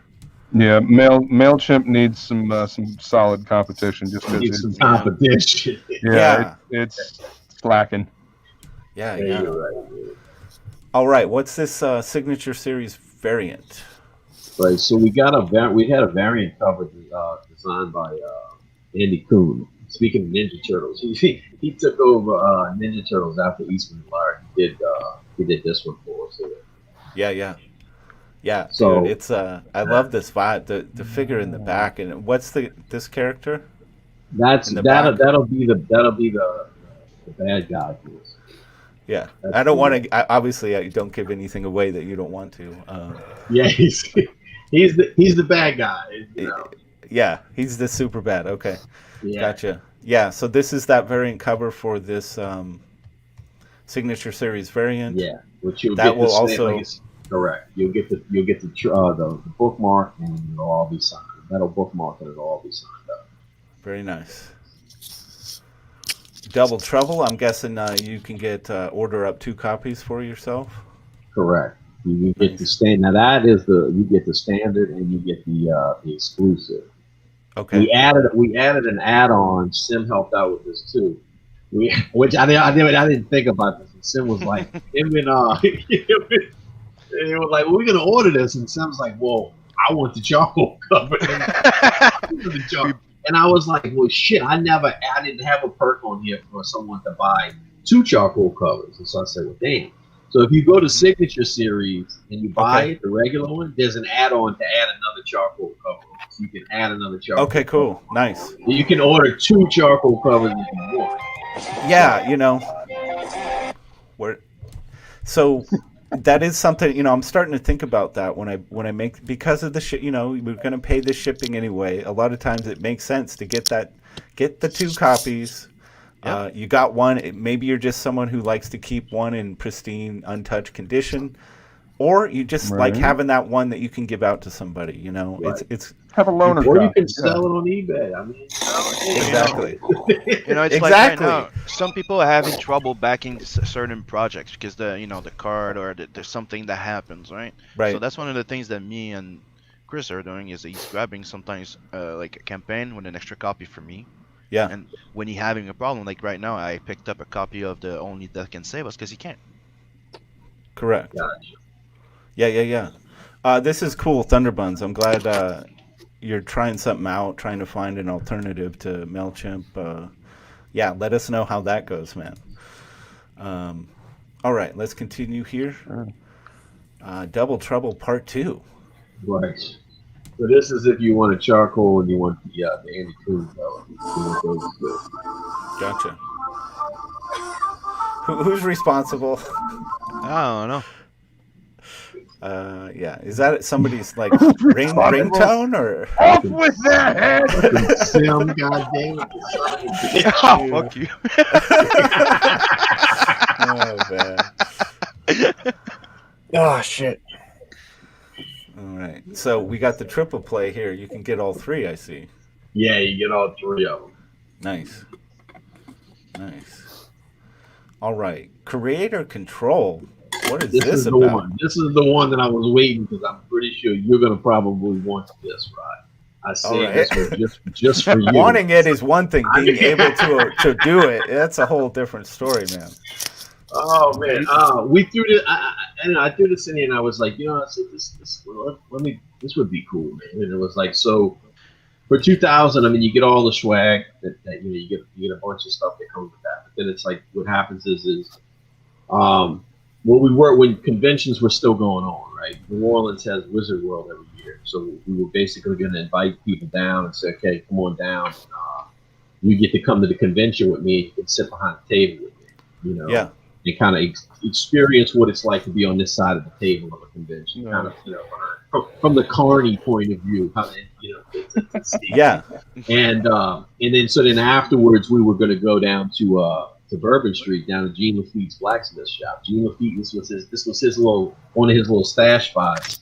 It's still on Bourbon Street, and it's a bar. You know, you go in and we have a few drinks and stuff, and kind of go over the plot and some of the characters for the second story, and have you kind of go through and kind of give some input on it and design your own character, and be a part of the whole creative process and stuff. Damn, sounds like fun. That is righteous, dude. Yeah, I dig that, and of course you're getting a whole lot of goodies on top of that. Yeah, you get the artwork for the original cover and everything. So yeah. Now hold on here. There's a God's Hand hat. There is. Made by Crochet. There is. No. This is a different one. This is a different one. That one was a one-off. That's gone. Oh, okay. All right. So doing like actual. This is not news that we want to hear, man. We don't like the word one-off. We don't like that. Well, that was for Shay. Okay, so I went on Shay's show, so she dressed up as the dude on the cover. Yeah, dude, she's so badass. Yeah, and she made that hat that he wears, and so we basically made a one-off tier that you get the book and you get the hat, and then somebody snatched it like immediately. I bet. Yeah, that's really cool. These hats are basically, we had them because in the original. When the campaign was originally, when it was live, we had like we had a $300, a $500 dollar tier, and the hats were a part of that. Okay. Because once you get into shipping that stuff, then Jim and I it ain't gonna happen. Right. And dude, so hats. So we put it into the higher tiers. That's like, look, if they're willing to go in like this, then we're willing to go in a little extra for shipping and stuff. Gotcha. Yeah, that makes sense. So those sold out. What's the hats? Yeah. No. No. Okay. No, I got a friend of mine. You know, a bunch of them fell off the truck, so I got them. You know, just nice. just in case. You know? Right. You know. Yeah, dude. Well, I want to show you something. If you go down underneath there, because this is part of it too. If you keep going, I also wanted to comment on you really dishing up a nice preview here. How many pages are you giving people a look at? 8. 8 pages. I think it's the first 9. I'm sorry, the first 9. Because it's almost like a 0 issue. Because this basically is where they're at, what they're doing. You kind of get to see the team hunting, and then he gets the call that says you need to come to New Orleans, and then you see him show up in New Orleans, and then that's where the hunt picks up. Yeah, man, this is gorgeous stuff. I really like that you're giving people, they know exactly what they're getting into. Yeah. You definitely, this campaign page is rocking, man. I mean, the words Le Fay, Grimoire, you know, it's like, okay, yeah, I'm in. Yeah. There you go. So cool, dude. Yeah, so everyone, check out this campaign page. There's a lot to absorb here. You're really going to get a sense of what you're getting with this project. That's actually, that panel right there, that's actually Gene Lafitte's Blacksmith shop. It's on the corner of Bourbon and St. Philip. All right. Nice. So are you doing the artwork, Anthony? Yeah, I do the artwork as well. That's why I made that comment earlier about artwork. Earlier, I was like, get him artists for them son of a bitches, bro. Yeah. And has to work with. Dude, like, we hate ourselves, dude. Throw that shit out there. That's what people don't understand. It's like when we're writing and drawing it, we hate ourselves. I'm like, look, I want to write this. I'm like, yeah, but I don't want to. Yeah, I don't want to draw it. You're not doing this, motherfucker. No, guy, you're doing it. The writer's like, no, bitch, we all fucking doing it. Yeah. So you want to run us? You want to run us through this this team that he's put together, and what did you call them? Okay, so the NOPD. Yes, this is the New Orleans Occult and Protection Division. Yeah. Well, this is his team. This is his team of mercenaries. You got Jade, which is on the left. Jade, Finn. That's Gene Lafitte, then Whitey, and then Victoria. All right. Now, are we going to get a backstory or how we found these characters and they came together, or is that going to come later? Dude, let me tell you something. Initially, the book was 52 pages. It's 66 pages because it's like, bro, you're trying to run this story at the same time. You're trying to give context to these characters and trying to make the reader like care about well, what is this character? Why is he like this? And it's like, man, it just started kind of going where I was like, God damn, dude, I'm like, there's so much shit that I left on the floor with this that it's ridiculous, man. It's ridiculous. But you get a little bit of as much as I could fit in there. You know what I mean? Without upturning the kind of flow of the story, man. I fit it in there. Yeah, that's part of the story is also discovering the backstory of the characters. You know, I know, man. Give little bits at a time. You know. Yeah, you get probably the most you're gonna get is off of Whitey. Okay. Which Whitey is essentially he's an Indian who's a Yeti. Yeah. So basically, you kind of get there's a little part where he goes and he starts tussling with some werewolves, and you get this backstory between the Yetis and the werewolves. And like there's this bad blood between them, and so you kind of go, wow, that's interesting. I'd like to know, Yeah, nice. It's tough squeezing that shit in it. Oh man, dude, you have to be. That's such a big challenge with the comic book medium. Is really that efficiency that you have to employ to tell these stories. You really have to get good at that. You don't have issue. Like it's not like you're doing a 12-part issue. I'm doing this is 22.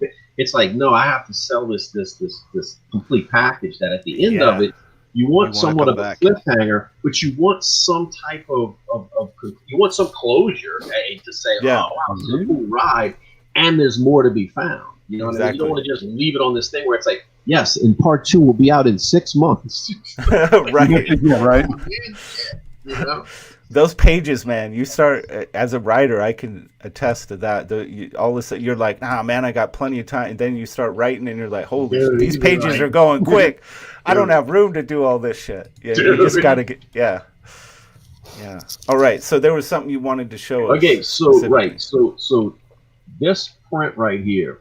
One of the things we did was, because we did run late, and so what we did was, this was one of the everybody's going to get this print. We got 5x5 by 8x5 prints. Everybody will get one of those. You scroll down. Let's see. Yeah, I like that. Right here. Yeah, dude. Yeah, everybody who orders will get one of those. That's the standard. Again, and print. look at just your customer care, like you showed with your international tier. The way you just threw a couple extra things in there to compensate for the shipping cost. You're running a little bit late. You throw in an extra treat, man. You're always thinking about the customer. I love that. We got that. That's the if any of the books you got where you get a print, that's the print you're going to get. Nice. Is that one there? Also, everybody, if you get underneath, I think that's the designs of the bookmarks. All right. We have those 3 designs in the bookmarks. Very cool.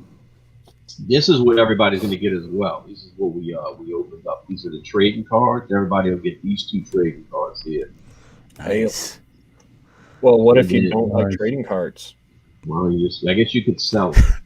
According to Dan Shane.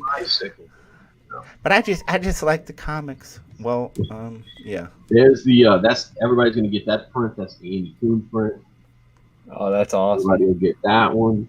Love and this. Then everybody gets this. This is the tarot card, right? That's tarot card, correct. It's made in it's a real tarot card. We went to a tarot card place and had it made, so it's like 2.5 by 4.5. I think it's a lot. It's taller than a regular trading card.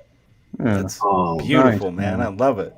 If you keep the series going long enough, we're going to get the whole tarot card set, right? I love that, man. What we did was we also, like I said, we did, man. Everybody, everybody in CG, of course, man. Everybody who participated in the campaign has been really cool, man, really patient with us. And so we were like, we threw the print in there, but then we also threw in what we call a lanyard pack, right? And New Orleans lanyard means extra, and so we threw in these four unique New Orleans items. They're small items, and but they're you can only really get them from New Orleans. And we threw that in there, and then what we did was we said, okay, well, what else can we do? And I said, well, look, this is what I'd like to do. So we made of the character with the sickle, we made 10 bookmarks of that character, just 10 of them, and I numbered them and signed them. We're going to pick out 10 random backers and slide them in there. Ooh, nice. And then we made 5 metal trading cards. Okay. Of the Jean Lafitte trading cards. We made 5 of those. We're going to pick 5 randoms and we're going to slide those in there. And I think we got like 30 die cut stickers. And so we'll pick 30 people out. We'll slide the die cut stickers in there. So this is something, like you said, just as like, yeah, man, we appreciate everybody being patient. Yeah. Everybody, So maybe later today on Twitter DMs, I might find out just how random this metal trading card thing is. I said maybe I can convince you to make it maybe not random. Listen, I tell you what, man, all of those come with the $2,000 creative control you can make sure you get all those things. You can ensure it. That's awesome. No, I'm just kidding. Creative control to make sure I get one of those metal cards.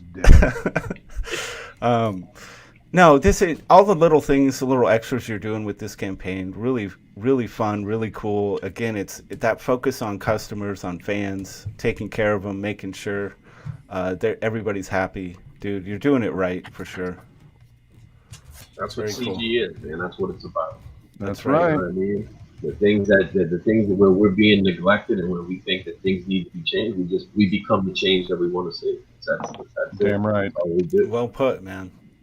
And apparently, I officially got 500 subscribers on the channel. Congrats, buddy. That'll, you know, man, congrats. I'm always losing. I gain a few and I lose one or two. So, you know, we'll see. I might not be at 500 all day, but at least right now I can enjoy the moment. Right?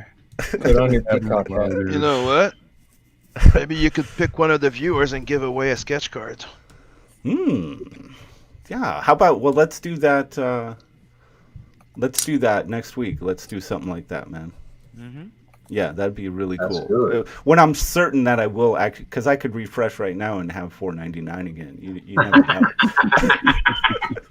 You never know. Such is the nature of the internet. That's It right. is, It's brother. a fickle Boy, beast. It is. It's a It is. fickle beast. It is. Yeah, man. Well, I really love the flavor of this project, man. You're really capturing something. You're putting those little things you get out of real life and things that inspire you. You're plugging them in here. You've got a great story, a great cast of characters. This is a good looking project. Thank you, bro. Yeah. So anything else, like in closing, anything else that you really just need people to know about this campaign, this project, what the future probably holds? I mean, this is probably the greatest book and story of our generation. And, you know, you don't want to miss not being a part of the experience of having this. That's right. 2020 has done enough to you. It has savaged you. It has brutalized you. You deserve this. You owe it to yourself to take one back from 2020. Walk out of 2020 with God's hand and say, "No, sir, I will not lay down. You will Yes. I will not go quietly. This is what this is. Because Powerful. I walk out with the God's hand." That's right, man. Damn. You are good at this, sir. That was a good one. I'm kind of pumped up. I'm feeling like We're out there to go pick up our cars. I was insane. Yeah, this is good stuff, dude. I gotta, You guys make it easy, man. It's I gotta fine. see it. It's Sim. Whenever Sim comes on, I start cutting up. Me and him, we can't help ourselves, man. Dude, yeah, I'll never forget that SJW versus CG, dude. We nailed them. We converted them. Me and Sim went on a debate. Me and Sim debated. We were on this official debate. We were CG and we debated these SJW. And at the end of it, you can kind of see him going, Scotch. Yep. Well done. Okay, Nice. yeah, we like you guys. Dude, that's saying something because usually they got the blinders on. They're not going to hear or see anything. If you can get through that, man. Because it was like we kept it in realms of like, well, not because I mean they're talking 2017 shit. And me and Sim were just like, bro, that's not right. That's not the way it is. Nope. It's like this. And it was just like back then they were like 10. Now we're many. Yeah, like, it changes. It has evolved, and dude, so on and so forth. Like, but you won't allow a gay person to do comics. That's not true. No, that's free. Like, that's not true. Come on, we let that's the entire thing. You can come here to the comic that you want, and we wish you the best.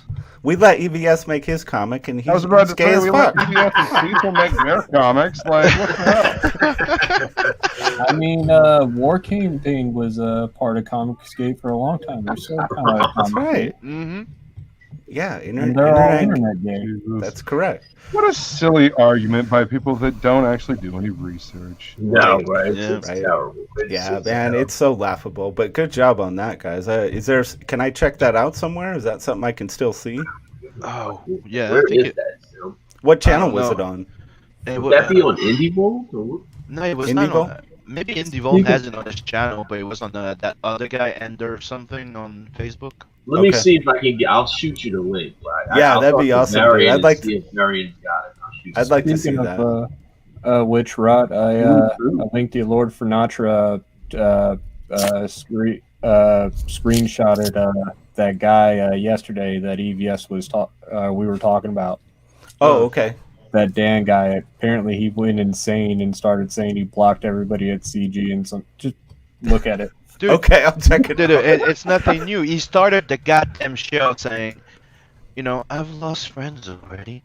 And to let everybody know, I've unlocked everybody from CG. I've unlocked everybody from CG. We were already blocked all before. It's just back to status quo.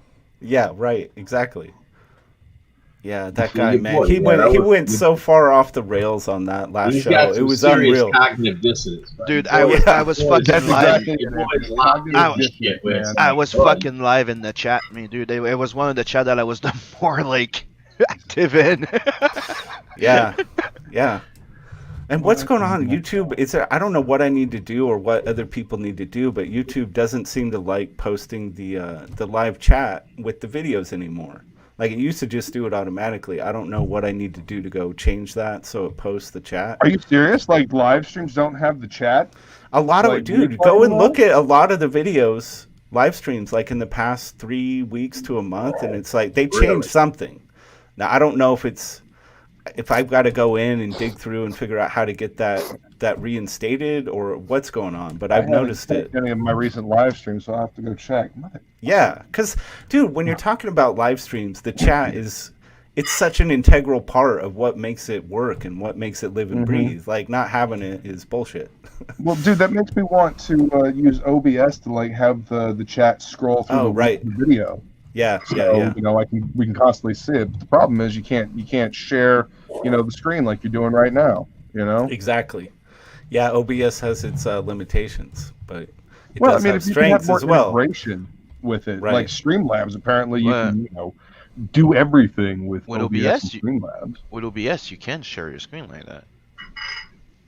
Well, yeah, you can share your screen, but you know you can't have other people share your screen and stuff like that. It's, I've done a little bit of research, and I know you were using OBS as your main streaming thing, Sim. So you probably know more about it than I do. I've just had difficulty trying to figure out what I can do with it, and StreamYard. Excuse me. But I do agree that it is a bit of pain in the ass. Well, I mean, right, yeah. There's always a workaround. There's always a workaround with OBS. It's also more demanding on the system you're using, the computer. So like that could be a problem. StreamYard is great. I did hear that there's supposedly what was the name of it again? Google Meet. We're supposed to be able to stream from eventually, but yeah. See, Thunder runs backs me up here. Like that? It's like remember the good old Google Hangout that you could stream from YouTube?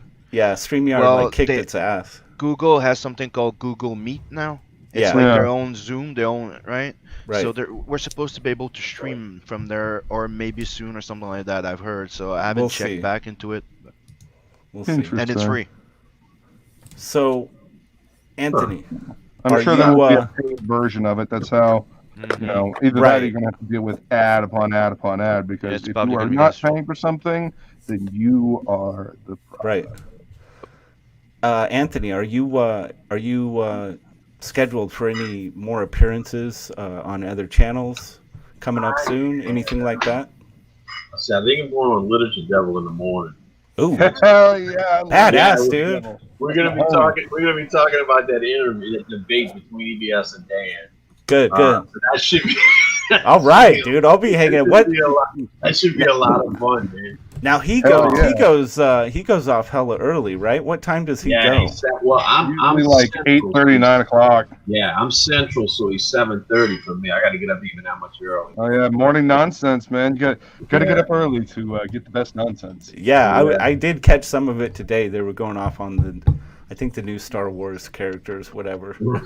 See, no, I slept in today. I was supposed to go mow a lawn. I was like, you know what? Fuck it. I am tired. Yeah. So some days be like that, bro. For the Mandalorian, new Star Wars characters? No, like the whole new thing they're doing. What I don't even know what the hell it is. I've lost interest. The whole new like multiverse world or whatever they're doing with Star Wars. It's.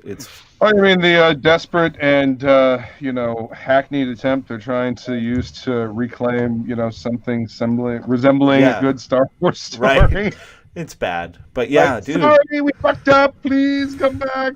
That's really cool, man. That should connect you with a different audience for sure. Get some new fans. He's cool. He's a trip, man. I've been on there before with him.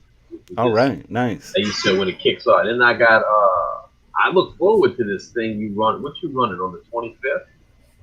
Oh, the 24-hour comic. Dude, I think that's dude. That's right.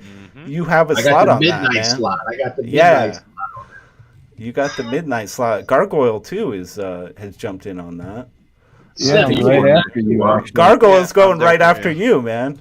Yeah, There you this go, 24-hour comic project, it's going to be a lot of fun. We still have, I think, 12 or 13 slots Right. open. I If took you're an the- artist, I took the first day. I think it's Saturday. I think at 3 p.m. yeah, Sim's I'm in like on that. it I'm too. sure I'm up.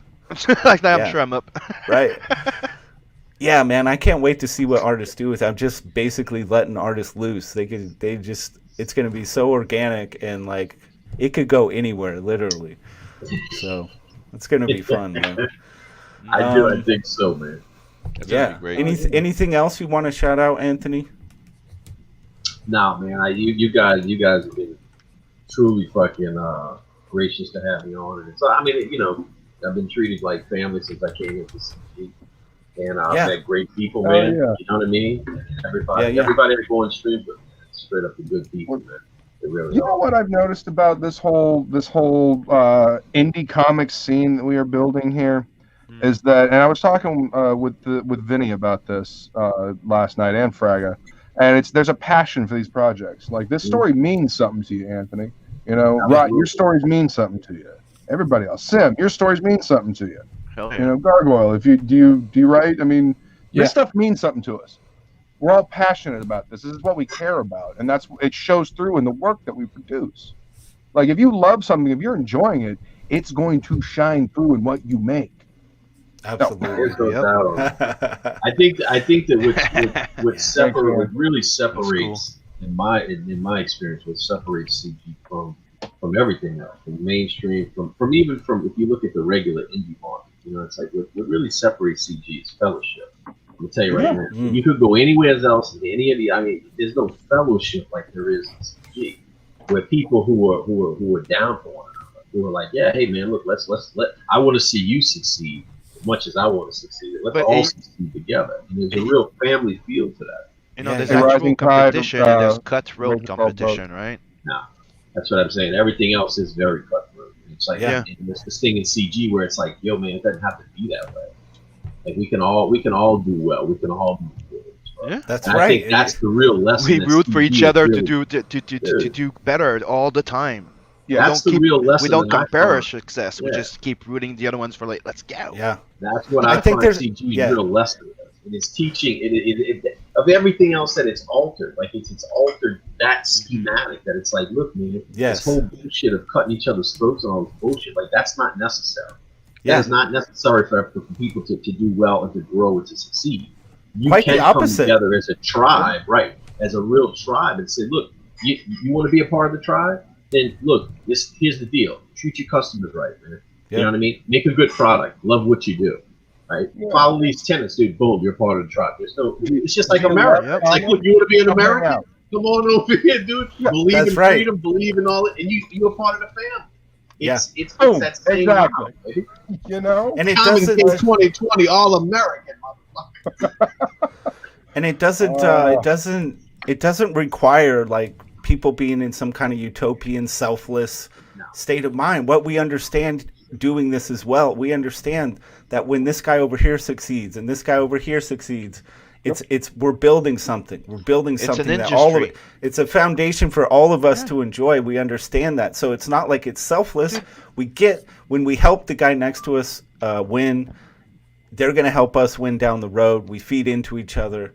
This is how we take this all the way, man. It's just so powerful. People have to see the bigger picture of the thing. Marvel, DC, Dark Horse, competitors, but they were all brothers in the industry.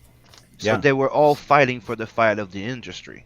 Yeah. Like, you know that there were some moments where they were teaming up for certain things.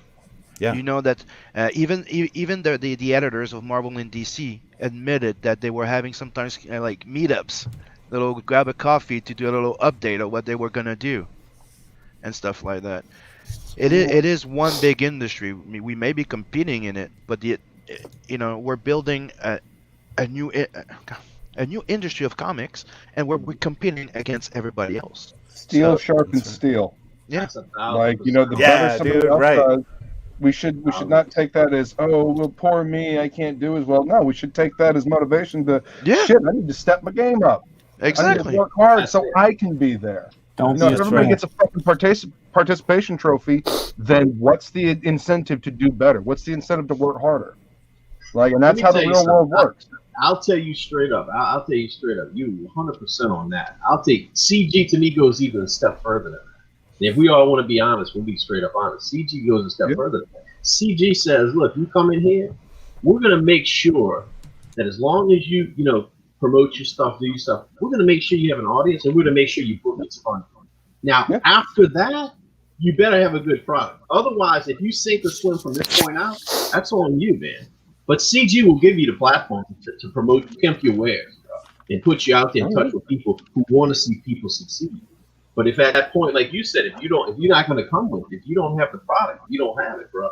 Right. At some point, you have to then say, well, then I need to go back to the drawing board. I need to find out what it is I've missed, what it is I need to put in there, what it and is. You can't fake this shit either. You can't fake it. No. Because fakes have tried to come in here and pull this shit, and they get found out. Yep. We can or they smell don't fulfill. What? Or they don't fulfill. Yeah. 1,000%. 1,000%. I mean, because we love this, we can tell disingenuous when we encounter it. Yep. And as I've said on maybe before, like, be genuine or fuck off. That's my motto. Yep. Like, straight up. Like, be real, be genuine, or hit the bricks. Yeah, it is, baby. 100%. Did we lose Rod? What are you on, Rod? She's just gonna let us run wild. Well, maybe he went to the bathroom. Maybe he went to the bathroom and didn't want to interrupt. Rod's not in. Let's go ahead and get rid of his last 50 viewers. If he smoked a cigarette, what are you gonna do, Sim? If you went out to smoke a cigarette, what are you gonna do? What am I gonna do if he went out to go smoke a cigarette? I don't care. Like, he left us all to just twist. No, it's because we both quit smoking. Oh, I did not know that. How long you been quit smoking? And there's a smoking cigarette. How long you been? This nigga's quit smoking cigarette. Hey. How long you been quit smoking cigarettes for? There he is. Up to 3 days. Sorry. I think he's for him it's 4. Yeah, this is day 4. Did you go smoke, bro? Because everybody wants to know. No, dude, I've been drinking like crazy amounts of water, partly because of quitting smoking and coffee too. So I was just like, dude, it was at that point where the pain was. Too? No, I didn't. I'm drinking coffee still. Oh, okay. I got about to say coffee. He's just saying that he keeps drinking. You have a better chance so of like, heroin. You guys kept saying this awesome shit, and I'm like, dude, I'm gonna let him talk and go take care of this. Yeah. Hell yeah. So Gargoyle, is there anything you'd like to shout out? Ruins of Ragnar's still on the Amazon store. Yes, it is. Somebody makes money on it. I don't know who. Probably should be you. It should be you. Yeah. Especially, that you have a good product and you have artists, friends artists willing to work on it and stuff like that, Yeah. We'll breathe life back into that series for sure. It's there. Yeah. Listen to Past Master Dan in the chat. He knows what's Smoke up. more weed, yeah. Yep. Right. Exactly. Yeah. That can help. You know what? You're so right. I know I'm right. Look at Dawn's all blue and shit where you had to twist.